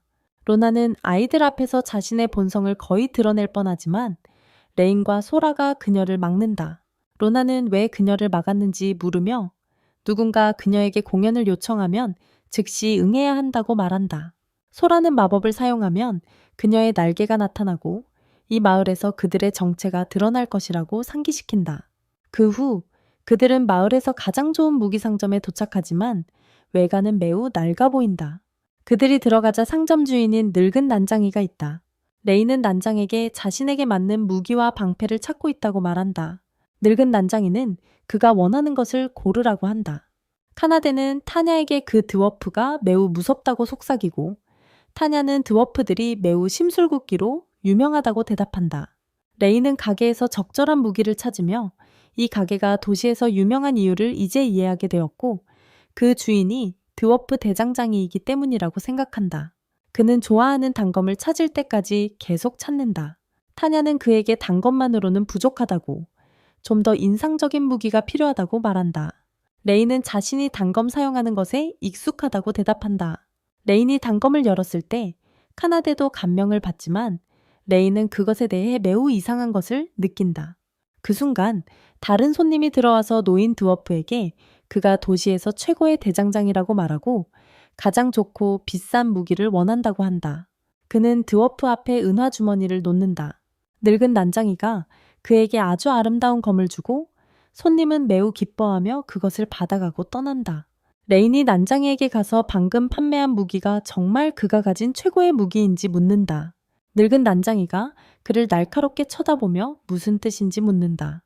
레인은 그 검이 단지 아름다운 장식품일 뿐 실제 전투에서는 매우 약할 것이라고 말한다. 그는 또한 가게에 있는 모든 무기가 똑같아 보인다고 언급하며 난장이가 뭔가 숨기고 있을지도 모른다고 암시한다. 타냐, 카나데, 로나, 그리고 소라는 레인의 말에 놀라지만 늙은 난장이가 미소를 지으며 웃고 그가 뛰어난 안목을 가지고 있다고 말한다. 그는 레인이 맞다고 인정한다. 그가 여가 시간에 만든 모든 무기가 전시된 것이며 그중 어떤 것도 특별하지 않다고 말한다. 로나는 이것이 100% 진정한 속임수라고 외친다. 늙은 난장이가 레인에게 멋진 검 컬렉션을 보여주고 레인은 그 높은 품질에 놀란다. 레인은 난장이에게 그처럼 멋진 무기를 만들 수 있는데 왜 이전 고객을 바보처럼 대했는지 묻는다. 늙은 난장이가 그것은 열정의 시험이었다고 설명한다. 요즘 사람들은 돈을 벌고 좋은 무기를 사러 오지만 개인의 기술이나 무기 취향은 고려하지 않는다. 그들은 잘 사용할 수 없는 정교하게 제작된 무기조차 버린다. 우리 대장장이에게 무기는 마치 자식과 같다. 좋은 사람만이 그것을 사용하기를 바라는 것은 이기적일 것이다. 그 팀은 그때 늙은 난쟁이를 이해한다. 그 난쟁이는 레인에게 어떻게 무기를 구별할 수 있는지 묻는다. 난쟁이에게 모든 무기는 사람들을 속이기 위해 훌륭해 보인다. 레인은 정확히는 모르겠지만 아마도 자신이 짐승 조련사이기 때문일 것이라고 말한다. 짐승을 길들이면서 그는 그것을 주에 깊게 관찰하고 모든 행동을 배우기 때문에 난쟁이와의 상황 때문만이 아니라 모든 것에 의심을 갖게 된다. 늙은 난쟁이는 레인을 좋아한다고 말하며 뒤경 그 순간부터 레인은 그가 특별한 무기를 만들 사람 중 하나가 될 것이라고 한다. 레인은 매우 기쁘다. 그리고 카나데와 타냐는 그가 예전처럼 놀랍다고 말한다. 늙은 난쟁이는 레인에게 문제가 있다고 말합니다. 현재 무기를 만들 재료가 없습니다. 그는 특정한 희귀 금속이 필요합니다. 레인은 길드로 가서 나탈리에게 그 금속을 찾기 위해 누군가를 배정해달라고 요청합니다. 그 후에 레인과 팀도 그 금속을 찾으러 가서 늙은 난쟁이가 무기를 만들 수 있도록 합니다. 그들은 광산 쪽으로 가고 있으며 매우 가까워지면서 즐거워하고 있습니다. 카나데는 마치 소풍을 온 것 같다고 댓글을 달지만 로나와 소라는 걷느라 지쳐서 완전히 녹초가 되어 있습니다. 그들은 길에서 잠시 휴식을 취하고 매우 더워서 호수로 가서 잠시 쉬기로 합니다. 소녀들은 호수에서 즐거운 시간을 보내고 레이는 나무 아래에서 쉬다가 잠이 듭니다. 그 후 그들은 광산 쪽으로 다시 출발하며 터널의 상황이 매우 수상하다는 것을 발견합니다. 카나데가 레인에게 들어갈 건지 묻고 레인은 그들에게 광산에서 금속이 갑자기 사라졌던 이야기를 기억하라고 말합니다. 그는 도둑이 금속을 훔치고 있을 가능성이 있으며 그들이 지금 안에 있을 수도 있다고 생각합니다. 로나는 그들이 들어가서 도둑을 잡자고 제안합니다. 갑자기 도둑들이 나타나고 타냐와 카나데가 그들과 싸웁니다. 로나와 소라는 그들의 마법을 사용해 도둑들의 기억에서 정보를 모읍니다. 그들은 레인에게 자신들이 대규모 모험가 그룹이며 처리한 2명 외에 5명이 더 있다고 전합니다. 비와 팀은 광산에 들어가려고 준비하고 그는 그들에게 안내하며 내부의 모험가들이 얼마 전에 그들을 따라다닌 새를 통해 그들의 위치를 알고 있다는 것을 알렸습니다. 그들은 애너멀 테머 야수 길들이기와 함께 있을 것입니다. 그리고 그들은 모두 동굴로 들어갑니다. 그들 중 한 명이 부하들에게 말합니다. 우리 동료들은 아직 돌아오지 않았습니다. 이건 문제입니다. 분명 죽었을 거예요.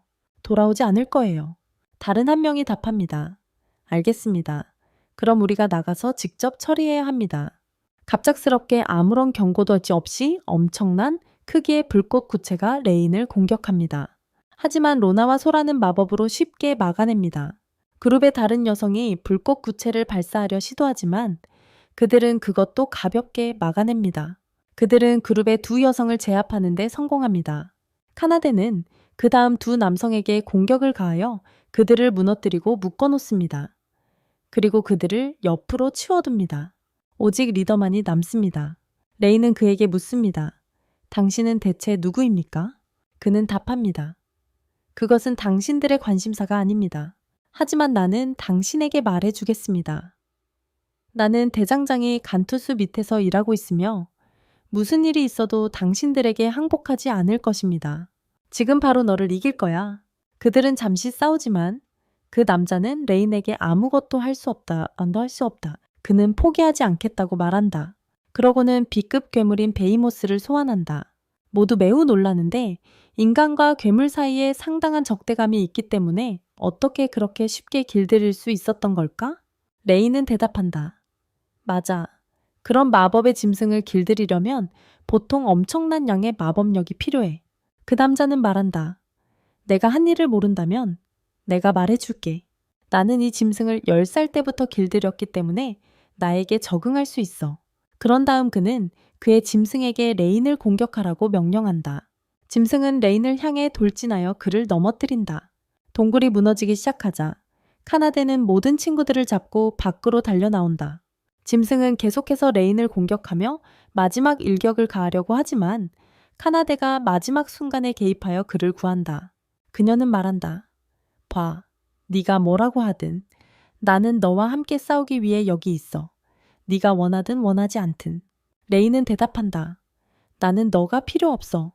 나는 너 없이도 혼자 싸울 수 있어. 나는 너가 이 일에 끼어드는 걸 원하지 않아. 하지만 그는 그녀에게 묻는다. 내가 짐승을 상대하는 동안 그가 잡을 수 있어? 그가 그것을 조종하고 있어. 짐승이 레인에게 다시 공격하지만 이번에는 그는 그것의 공격을 피하며 스스로에게 말합니다. 나는 그것의 움직임을 파악했어. 더 이상 나를 맞출 수 없을 거야. 하지만 동굴이 완전히 무너지기 전에 나는 빨리 행동해야 해. 그 사이에 카나데가 그 남자를 붙잡습니다. 레이는 그에게 말합니다. 좋아, 네 짐승에게 공격을 멈추라고 해. 그렇지 않으면 너를 죽일 거야. 하지만 그 남자는 거부하고 그의 짐승에게 레인을 끝내라고 명령합니다. 짐승은 여러 번 그를 죽이려고 시도하지만 매번 실패합니다. 레인은 스스로 생각합니다. 이제 남은 방법은 하나뿐이야. 이게 통할지는 모르겠지만 내 목숨을 잃을 수도 있어. 야수가 다시 그에게 돌진하지만 레인은 그것의 움직임을 완전히 멈출 수 있다. 그 남자는 묻는다. 내 야수에게 뭘 했냐고. 레인은 대답한다. 나는 네 야수를 나의 것으로 길들였다. 누군가의 길들임을 훔치는 것은 보통 불가능하지만 나는 충분히 강하기 때문에 이런 것들을 할 수 있다. 길들이는 자가 말한다. 불가능하다. 나는 이런 것을 본 적이 없다. 그리고 그의 야수에게 전력을 다해 레인을 공격하라고 명령한다. 야수는 혼란스러워하며 무엇을 해야 할지 모른다. 그러다 화가 나서 길들이는 자를 공격하려 한다. 하지만 레인이 개입하여 그를 적시에 구합니다. 그의 불의 힘을 사용하여 그는 짐승이 그를 쓰러뜨리기 전에 죽입니다. 그 후 그들은 모두 다시 모이고 레인이 말합니다. 우리는 모든 포로를 신문했습니다. 그들은 모두 무기를 간투스에게서 얻었다고 인정했습니다. 그가 그들을 속였기 때문에 그들은 그가 더 많은 무기를 만들 수 없도록 그가 사용하는 금속을 훔쳐 복수하기로 결정했습니다. 그들은 노인에게 가고 그는 말합니다. 나는 내 인생에서 많은 잘못된 일을 했고 많은 고객을 속였다는 것을 압니다. 그들을 좋아하지 않았기 때문입니다. 그래서 나는 실패한 대장장이임을 알고 있으며 당신이 그것을 말할 필요는 없습니다. 레이는 대답합니다. 나는 당신이 실패한 대장장임을 압니다. 하지만 여전히 당신의 실수를 수정할 시간이 있습니다. 우리는 모두 실수를 하지만 진정한 실패자는 그 실수를 고치지 못하는 사람이다. 강하고 선한 사람은 자신의 실수를 고치고 새로 시작할 수 있는 사람이다. 가장 중요한 것은 당신이 자신의 오류로부터 배웠다는 것이다. 노인은 말한다. 내 나이에 내가 조언을 듣고 있다니 믿을 수가 없다. 하지만 내 말이 맞아. 나는 실수를 했고 새로운 장을 시작할 것이다. 그리고 그 시작은 너를 위해 내가 처음 만드는 검이 될 것이다. 레이는 말한다. 좋아. 나를 위해 단검과 장갑도 만들어줘. 그동안 우리는 앨리스에게로 돌아가 그녀가 자신의 그룹에서 누군가를 선택하고 있다. 그는 한 명의 지원자를 거절한다. 지원자가 묻는다. 왜 나를 거절했나요? 앨리스가 답한다. 당신이 내게 앞서 야수 길들이기라고 말하지 않았나요? 한 마리의 동물만 길들일 수 있다고요? 당신은 혼자서 아무것도 할 수는 없을 거예요. 남자가 답한다. 아니요. 저는 곰이나 새 같은 더 큰 종류도 길들일 수 있어요. 앨리스가 말한다. 봐요. 그 이상은 길들일 수 없어요? 치서요. 지원자가 묻는다. 그 이상을 길들일 수 있는 사람은 없나요? 그 남자가 답하길. 아니, 그것은 불가능하다고. 아무도 그렇게 할 수 없어. 앨리스가 말하길. 그럼 당신은 그보다 훨씬 더 형편없는 거야. 왜냐하면 당신도 그렇게 못하기 때문이지. 봐, 친구야. 우리는 혼자 싸울 수 있는 사람이 필요해. 미안하지만 당신은 우리에게 전혀 도움이 되지 않으며 모든 시험에서 실패했어, 오미 동검이지용. 그런 다음 그는 옆에 있던 여자에게 말하고 다음 사람을 데려오라고 말한다. 그녀가 답하길 미안합니다. 그것이 마지막 지원자였습니다. 그는 충격을 받고 말하길 그럼 모든 지원자들이 모두 실패한 것이란 말이야. 그들 중 누구도 충분하지 않았어. 그 소녀는 생각해 마지막 남자는 적합하지 않았지만 그 전에 많은 남자들이 있었어. 그래도 그들 중 누구도 레인과 같지 않았어. 가까이도 가지 못했어. 그녀는 리더에게 묻는다. 너의 기준이 너무 높은 것 같지 않아? 그는 대답해 내 선택 기준이 잘못됐다는 거야? 그녀는 말해 아니 그게 내가 말하고 싶은 게 아니야. 내가 말하는 건 그가 떠난 이후로 너가 달라지고 더 짜증을 내고 있다는 거야. 그는 그녀에게 말해 알겠어. 잠깐 쉬어. 오늘 피곤해 보이네. 그런 다음 그는 고급 보석을 꺼내고 내가 뭘 하기 전에 이걸 사용해서 레인과 해결해야 한다고 말해요. 이어서 레인이 접수처에서 사원 약탈자들은 어떻게 되었냐고 묻는 장면이 나와요. 그녀는 우리는 단순히 그들의 모험가 면허를 취소하고 강제 노역에 처했다고 대답해요. 그가 말해요. 그건 매우 가혹한 처벌이야. 그녀는 대답해요.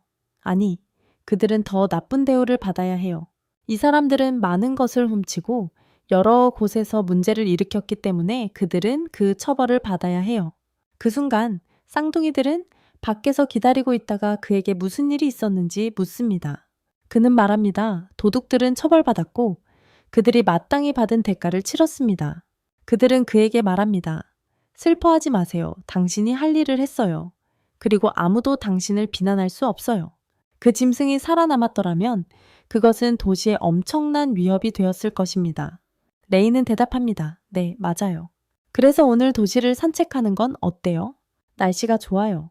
그들은 동의하고 거리를 걷다 보니 정말 좋아하는 소세지를 먹으며 즐깁니다. 그런 다음 그들은 함께 앉아 묻습니다. 계약을 맺었을 때 어떤 능력을 얻었나요? 레이는 당황하며 묻는다. 어떤 능력인가요? 그들은 그에게 설명한다. 맞아요. 카나데와 계약을 맺었을 때 특정 신체 능력을 얻었고 드래곤 소녀로부터 마법의 힘도 얻었어요. 그러니까 우리와 계약을 맺을 때 마법 능력을 얻었어야 해요. 다른 점을 느끼나요? 레이는 대답한다. 아니요, 전혀 다르게 느껴지지 않아요. 그들은 놀라며 묻는다. 그게 어떻게 가능하죠?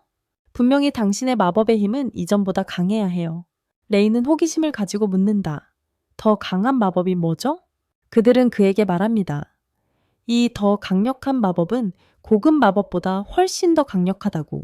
이건 오직 우리가 사용할 수 있는 기술이고 이제 우리는 더 이상 사용할 수 없으니 당신이 사용할 수 있어야 해요. 레인이 대답합니다. 솔직히 말하면 나는 아무것도 느끼지 못해요. 소녀들은 그가 그들로부터 아무것도 얻지 못했다고 실망하며 우리는 너무 쓸모없고 가치가 없다고 말합니다. 그는 그들을 안심시키며 말합니다. 걱정하지 마세요, 여러분. 나는 내 파트너를 그들의 힘으로 판단하지 않아요. 비록 내가 당신들로부터 아무것도 얻지 못하더라도 나에게 중요한 것은 당신들이 내 곁에 있고 내 친구로 남는 것입니다. 그건 나에게 매우 중요해요. 그들은 그에게 묻습니다. 왜 당신은 우리를 그렇게 신경 쓰나요? 우리 마을 사람들조차 우리를 버렸고 그들은 맞았습니다. 우리는 많은 실수를 저질렀으니까요. 우리는 당신이 왜 우리와 함께하고 떠나지 않는지 알고 싶습니다. 레인이 말합니다. 자, 내가 말해줄게요. 내가 영웅팀에서 쫓겨났다는 거 알고 있죠? 그리고 아무 경고 없이 쫓겨났습니다. 왜 우리가 함께 성공하지 못했는지 항상 궁금했어요. 그것은 내가 그들을 믿지 않았기 때문임을 깨달았고, 불행히도 나 자신도 믿지 않았어요. 나는 항상 그들이 두려웠지만 여전히 최선을 다했습니다. 지금은 상황이 달라졌어. 나는 영원히 함께하고 싶은 친구들이 있어. 너희들은 나의 가장 소중한 친구들이라네. 그들은 시장 속을 걸어가며 배가 고프고 먹고 싶어 한다. 그런데 어떤 남자가 다가와서 그들에게 누군지 여기서 뭘 하고 있는지 묻는다. 그들은 답한다.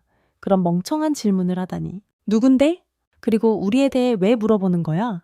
내 일이나 신경 써. 다음 날은 그들이 그 남자 앞에 서서 이 낯선 사람이 누구냐고 말하는 것으로 시작된다. 남자가 갑자기 말한다. 나는 이 아이들을 데려가야 한다고. 레인이 화가 나서 그에게 묻는다. 당신 뭐라는 거야, 이 사람아? 그리고 당신은 도대체 누구냐? 우린 당신에게서 뭘 원하나요? 남자는 대답한다. 들어봐. 내 이름은 아제이고 나는 이 지역 지사의 아들이다.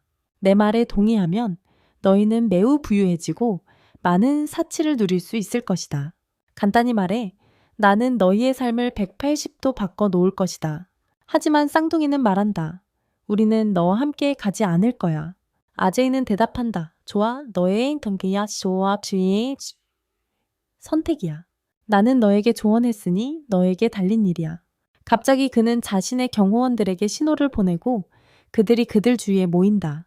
하지만 레이는 단 1초 만에 그리고 쉽게 모든 경호원들을 땅에 쓰러뜨리고 그들은 일어날 수 없다. 그런 다음 그는 아제이에게 말한다. 우리는 항복하지 않을 것이고 너는 지금 당장 떠나는 것이 좋을 거야. 아제이는 말한다. 아니, 나는 지금 떠나지 않을 것이고 그의 부하들에게 모든 마을 사람들에게 칼을 들게 하라고 명령한다. 레이는 아제이에게 말한다. 나에게 그 소녀들을 줘. 아니면 이 무고한 마을 사람들을 모두 죽일 거야. 레이는 속으로 생각한다.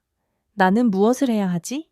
경비병들이 마을 곳곳에 퍼져 있다. 누군가를 구하려고 하면 나머지를 구할 수 없을 것이다. 쌍둥이는 그에게 말한다. 우리는 마법의 힘이 있다는 것을 아무도 모르기 때문에 도와줄 수 있어. 레이는 대답한다. 좋아. 하지만 그렇게 하면 너희가 요정이라는 것이 드러날 것이고 우리는 이 마을에 단 한 분도 머무를 수 없을 거야. 너희가 이 장소와 사람들을 사랑하게 된 후 그렇게 쉽게 떠나야 할 것이다. 그는 속으로 생각하며 한 번의 불덩이를 사용할 수 있다는 것을 깨닫는다. 실제로 그는 이 능력을 사용하여 모든 경비원을 한꺼번에 쓰러뜨립니다. 그런 다음 그는 아제이에게 여기서 나가고 다시 돌아오지 말라고 말합니다. 아제이는 당신은 이 모든 것을 후회하게 될 것이라고 대답합니다. 하지만 그는 떠납니다.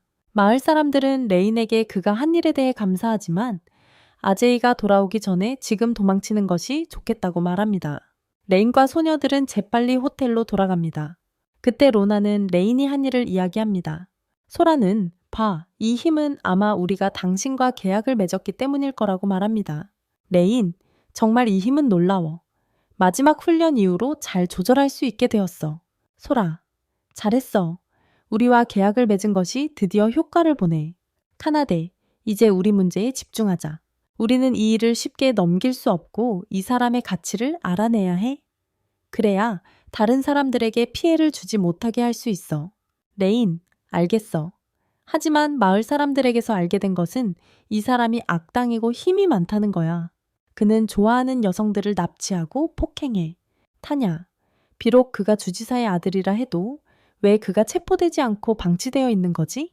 그들은 주지사에게 다른 자녀가 없기 때문에 그를 응석바디로 키우고 원하는 모든 것을 주기 때문이라는 것을 깨닫는다. 기본적으로 금스푼으로 태어난 거야. 소라는 기사들이 왜 그를 체포하지 않는지 묻는다. 레이는 증거를 찾을 수 없기 때문에 그들을 놔두는 거라고 답한다. 타나카는 이제 그들의 성을 불태워주고 싶다. 사람들이 함부로 다루어지지 않게 보여주려고. 이 일에 대해 절대 침묵하지 않을 것이다. 레이는 속으로 생각한다. 그들을 없애고 싶지만 소녀들과 모든 마을 사람들도 걱정된다. 솔직히 이곳을 어떻게든 떠나고 싶다. 카나데는 인정하라, 네 생각을 알고 있어. 너는 이 마을을 떠나고 싶어. 레인이 매우도 놀라며 그녀에게 어떻게 알았냐고 묻는다. 그녀는 대답한다. 우리는 너를 꽤 오래전부터 알고 있었어. 정확히 9화부터. 너는 마을 사람들을 구하고 싶지만 이 남자는 많은 권력을 가지고 있고 우리가 다칠까 걱정돼. 하지만 그런 걱정은 하지 마. 우리는 너와 함께하고 전체 마을을 구하는 방법을 알게 될 거야. 레인이 말한다. 좋아. 이 문제를 해결하고 마을 사람들을 구하기 위한 계획을 세우자. 밤이 찾아오고 우리는 아제이가 아버지와 함께 앉아있는 모습을 본다. 그의 아버지가 그에게 내가 너에게 바라는 것이 있다면 그냥 직접 말해라. 아자이는 말합니다. 아버지님. 걱정하지 마세요. 제가 알아서 할게요. 그때 그의 경호원이 들어와 말합니다. 듣기로는 사장님, 만약 저한테 어떤 불만이라도 제기하는 사람이 있다면 반드시 무슨 수를 써서 침묵시켜 주십시오. 돈을 좀 주든지 뇌물을 치르든지 뭐든지 하세요. 말하게 하지 마세요. 심지어 없애버려야 한다 해도요. 경호원이 답합니다. 알겠습니다, 사장님. 걱정하지 마세요. 제가 처리하겠습니다. 아자이가 말합니다. 그래요. 지금부터 당신에게 그 소년 레인을 조사하고 지금까지의 모든 것을 알아내라고 합니다. 그는 계속해서 말합니다. 당신이 그 소년을 여기로 데려올 수 있다면 당신한테 평생 왕처럼 살 수 있게 해줄 만큼의 돈을 지불할 것입니다. 그때 레인과 카나데는 아제이에 대한 불만을 제기하기 위해 역으로 간다. 카나데는 역에 들어가는 것이 매우 무섭다.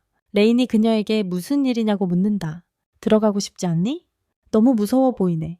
왜? 그녀는 대답한다. 내가 너무 이상하게 생겨서 그들이 나를 의심할지도 몰라. 그들은 들어가고 그녀에게 그들을 대신해 불만을 제기해달라고 요청한다. 하지만 소녀는 여러 경비원이 들어오자 긴장하고 우리는 이럴 필요 없다고 말합니다. 우리는 어제부터 여기 있었고 간단한 문제가 해결된 것이니 과장하지 마세요. 카나데가 대답합니다. 간단한 문제라고요?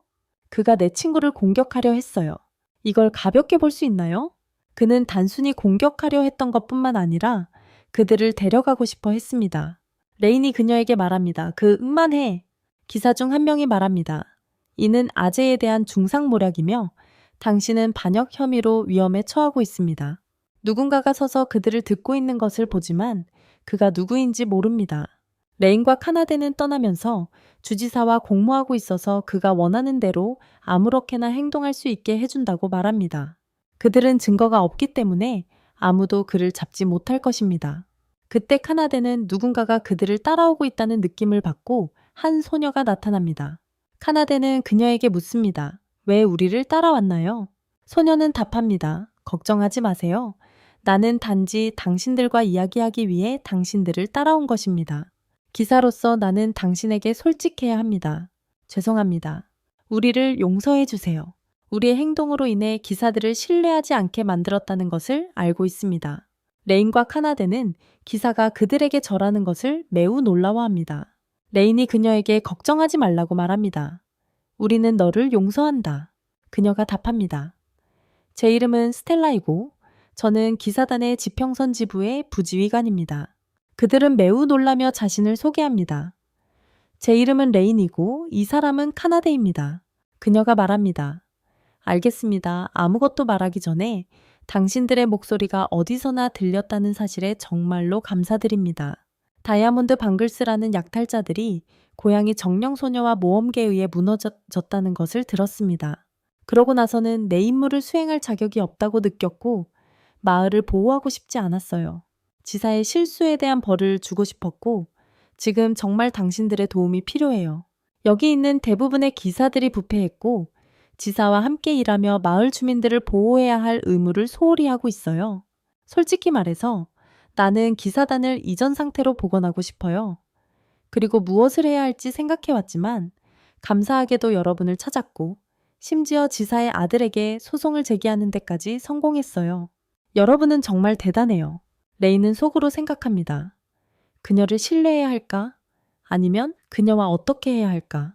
켄터키가 그에게 말합니다. 우리는 그녀를 신뢰해야 한다고 느껴요. 그리고 그녀는 선한 사람이라고 느껴져서 우리를 해치지 않을 것 같아요. 레인이 말합니다.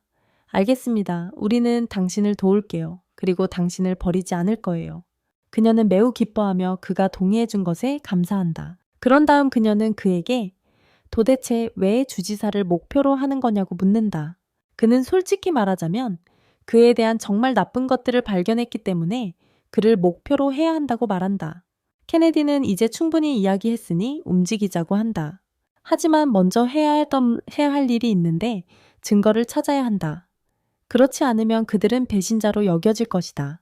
레이는 걱정하지 말라고 좋은 아이디어가 있다고 말한다. 우리가 그들을 한꺼번에 처리하고 그들에게 함정을 설치할 수 있다. 그런 다음 그들은 모두 무엇을 할지에 대해 동의하는 모습을 보인다. 비와 스텔라는 그 장소에 서 있습니다. 스텔라는 비에게 내가 예상한 대로 정확히 말하고 비는 알았다고 답하며 이제 계획을 실행하자고 합니다. 그런 다음 야간 지휘관이 기사들에게 말합니다. 주지사의 음모 증거가 창고에 있습니다. 이 증거가 사람들 사이에 알려진다면 주지사는 끝장날 것이며 아무도 알아채기 전에 우리가 직접 이 문제를 처리해야 합니다. 그는 그들에게 이렇게 말합니다. 창고 안에 무엇이 있든 간에 목표물을 즉시 찾아서 그들이 아무것도 하기 전에 파괴하십시오. 그들은 실제로 창고에 들어갑니다. 하지만 갑자기 무언가가 던져지는 것을 발견합니다.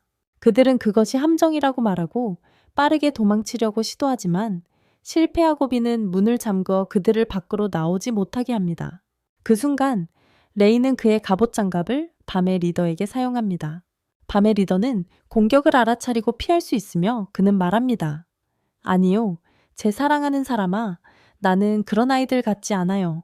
하지만 스테라는 그 옆에 서서 말합니다. 네가 이것을 했어? 아니면 뭐 다른 건가? 그녀는 대답합니다. 네, 내가 이것을 했어요. 그리고 지금 항복하세요. 참고로 우리가 이야기하고 있을 동안 내 친구들은 기사단 조직 사무실을 장악했어요. 그리고 이것은 당신의 부패에 대한 모든 증거예요. 그런 다음 그녀는 레인에게 말합니다. 이건 내가 처리할게요. 그리고 나는 시작한 대로 모든 걸 마칠 거예요. 그 결과 그들은 서로를 공격하기 시작하며 처음에는 밤의 리더가 우위를 차지하지만 결국 스테라는 결정적인 타격으로 그를 때려 눕히고 그는 바닥으로 쓰러집니다. 그 순간 다시 아자이에게 돌아갑니다. 그는 이 소녀를 때리면서 말합니다. 어떻게 저들은 밤의 리더를 그렇게 쉽게 체포할 수 있었을까? 하지만 솔직히 말해서 그들은 쓸모없고 나를 방해할 뿐이에요. 괜찮아. 이 궁전 주위에 100명의 개인 경호원이 있어 아무도 나에게 접근하거나 다치게 할 수 없어.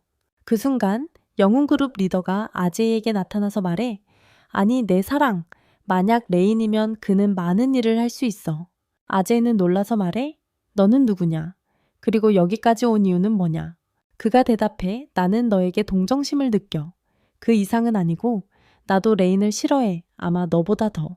그가 쉬운 도구를 던지며 말해 이 도구는 네가 원하는 대상을 쉽게 제거할 수 있어. 내가 너에게 동정심을 느낀다고 말했으니 이것을 사용해서 그를 쉽게 이길 수 있어. 그가 너를 이길 기회는 없을 거야. 그 후 우리는 아제이와 함께 궁전에서 지냈던 소녀가 그녀의 오래된 집에서 행복한 삶을 살고 있는 모습을 봐. 모두가 그녀를 사랑하고 이 모든 일이 일어나기 전 그녀는 매우 행복한 삶을 살고 있었어. 그 후 스텔라와 그녀의 친구 몇 명이 주지사의 궁전으로 갑니다. 그들은 경비원에게 매우 긴급한 임무로 주지사의 구역을 수색하러 왔다고 말합니다. 하지만 기사들은 그들을 전혀 믿지 않고 이런 일에 대해 아무도 우리에게 알려주지 않았다라고 말합니다. 그때 캔디와 타냐가 나타나서 계속 이렇게 하면 당신들도 주지사와 함께 배신자로 간주될 것이라고 말합니다. 그 순간 그들은 궁전 경비 일부를 부르고 여기로 와서 이것 좀 봐 라고 말합니다. 주지사의 아들은 위에서 모든 것을 지켜보며 웃고 자신만만해합니다. 그는 그들이 모든 곳을 폭파하는 것을 보고 그들은 가장 강력한 종류라고 말합니다. 그는 자신의 운율에 집중하면서 이 운율을 사용하면 비가 완전히 끝날 것이고 그들과의 계약도 끝날 것이라고 말합니다. 그런 다음 비가 여자아이들이 있는 장소로 들어간다. 로나는 그에게 말한다. 그런데 넌 정말 똑똑하다면서 이런 방해 기술을 사용하면 그들에게 먹힐지도 모른다고. 로나는 그에게 말한다. 이제 내가 모든 사람들의 위치를 찾을 수 있는 강력한 주문을 사용할 수 있다. 그렇게 해서 그녀는 납치된 사람들의 마법적 신호를 찾는 능력을 사용한다. 그녀가 이 능력을 사용할 때 그녀는 피랍된 사람들 중에 매우 강력하고 비인간적인 존재가 있다는 것을 알아차린다. 그 존재는 매우 높은 마법력을 가지고 있었다. 그는 이 강력한 신호가 어디에서 오는지 확인하러 가기로 결정한다. 그리고 그는 신호가 나오는 방으로 가서 지쳐서 바닥에 누워있는 여우처럼 생긴 소녀를 발견한다. 비는 그녀에게 자신이 해를 끼치지 않을 것이며 그녀를 구출할 것이라고 약속한다. 우리는 그녀의 이름이 닌나라는 걸 알게 됩니다. 그리고 우리는 그녀가 어릴 적에 주지사에게 납치되어 그의 지시를 따라야 하고 그의 통제 아래 머물러야 했다는 것을 알게 됩니다. 레이는 그녀를 안심시키며 그녀를 자유롭게 하겠다고 약속하고 목에 있는 목걸이를 부수겠다고 말합니다. 그는 결국 그렇게 하였지만 그녀와 싸움 끝에 이루어졌습니다. 우리가 소녀들에게 돌아왔을 때 그들은 모든 기사를 이기고 오랜 시간이 걸리지 않았음을 발견합니다. 그 순간 아제이는 매우 걱정스럽고 그의 아버지가 들어와서 아제이에게 무슨 일이 있었느냐고 묻습니다. 아들아. 아제이는 아버지에게 걱정하지 마세요. 당신은 떠나고 제가 처리하겠습니다고 말합니다. 그런 다음 레이는 다시 친구들을 만나 닌나를 소개하며 그녀가 가장 강력한 유형 중 하나라고 말합니다. 그 순간 그들은 주지사가 도망치려는 모습을 보지만 그들은 그를 쉽게 붙잡는다. 아제이가 아버지가 땅에 쓰러지는 모습을 보았을 때 그는 라인의 힘을 사용하여 레인을 공격하고 그를 다치게 한다. 하지만 우리는 레인에게 아무 일도 일어나지 않는 것을 보는데 왜냐하면 그는 야수 조련사이기 때문이다. 야수 조련사는 그런 것에 영향을 받지 않는다. 아제이는 그에게 아무 일도 일어나지 않은 것에 충격을 받는다. 하지만 갑자기 그는 라인에서 이상한 것이 나와 그의 손을 먹는 모습을 보고 더 큰 충격을 받는다. 그는 레인과 다른 이들에게 도움을 요청하려 하지만 매우 이상하고 강력한 괴물이 나타난다. 레인은 그것을 보고 충격을 받고 이것이 그의 마을 전체를 죽인 괴물임을 깨닫는다. 괴물은 그들을 모두 죽이겠다고 말하고 그 자리에서 떠난다. 괴물은 도시로 가서 레인과 그의 친구들을 찾아 파괴하려 합니다. 괴물은 그들을 비웃으며 말합니다. 당신들은 아무것도 할 수 없고 나는 잠시 동안 당신들과 노는 것을 즐길 것입니다. 그들은 괴물을 막으려고 모두 함께 공격하지만 아무것도 할 수 없습니다. 그때 괴물이 지원군을 소환하지만 그들은 레인과 그의 친구들과 싸울 수 없습니다. 하지만 괴물은 무한히 지원군을 모을 수 있다는 것으로 그들을 놀라게 합니다. 괴물이 그들과 지루해지면 도시를 향해 분노를 표출하기로 결심하고 도시의 큰 부분을 불태웁니다. 이로 인해 모두가 분노하게 되고 그들은 온 힘을 다해 괴물과 싸우기 시작합니다. 그 후 우리는 영웅팀으로 가고 리더의 친구들이 그에게 이 악마의 공격 중에 마을에 있어야 한다고 말합니다. 하지만 그들은 이렇게 말합니다. 아니요, 우리의 임무는 악마 왕을 물리치는 것이지 이런 약한 악마의 공격에 대처하는 것이 아닙니다. 그러나 그들이 모르는 것은 그가 실제로 이 모든 일이 일어나도록 원해서 레인을 죽이려고 한다는 것입니다. 그런 다음 스테라는 병사들에게 말을 걸고 전투에서 이기고 도시를 구하도록 그들을 격려합니다. 그녀는 그 후 쌍둥이와 이야기하고 그들이 능력을 이용해 도시 주민들을 안전한 곳으로 이송할 것이라는 것을 배웁니다. 그들은 실제로 마을 사람들과 주민들에게 이 쌍둥이들이 악마의 공격으로부터 안전한 장소로 이송시켜 줄 것이라고 말합니다. 마을 사람들과 주민들은 그들의 말을 듣고 이송 지역으로 들어가 안전한 장소로 이동합니다. 전장으로 돌아왔을 때 우리는 마을 사람들이 전투에도 도움을 주고 몬스터들을 공격하고 있음을 보게 됩니다. 심지어 철장 간티스조차도 마을 사람들에게 무료로 검을 제공하여 몬스터들을 공격하게 돕습니다. 이 순간 레이는 악마에게 직접적으로 다가가려고 한다. 니나가 나타나서 그녀가 도와줄 수 있고 무력감을 느끼는 것이 지겨워졌다고 말한다. 레인이 그녀의 말을 듣고 그들이 악마에게 가까워질 때까지 니나를 등에 태운다. 그런 다음 니나는 텔레포테이션 마법을 사용하여 레인을 악마에게 더 가깝게 이동시킨다. 그 결과 레인은 자신의 힘을 이용해 악마를 가두고 치명적인 일격을 가하여 이를 죽일 수 있었다. 이때 니나는 계속해서 레인을 더 도와주고 싶고 그들과 함께하고 싶다고 말한다. 레인이 동의하고 그들은 서로 간의 계약을 맺고 모두가 이 사실에 기뻐한다. 그리고 레인과 다른 여자들은 길드로 가서 스테라를 만난다. 그녀가 그에게 말합니다. 나는 그들에게 도시를 보호할 시스템을 만들도록 요청하러 여기 왔어요. 당신에게 감사하고 싶었어요. 당신이 아니었다면 나는 일어난 일들을 할 수 없었을 거예요. 이제 모든 것이 괜찮고 우리는 오래된 밤 시스템을 없앨 수 있었습니다.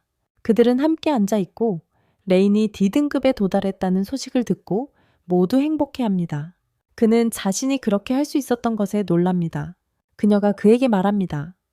당신은 주지사의 범죄를 쉽게 폭로하고 도시를 구했기 때문에 그렇게 할 수 있었어요. 레인도 행복해하며 말합니다. 좋아요. 이 기념일을 축하하기 위해 오늘 밤 여러분 모두에게 대접할게요.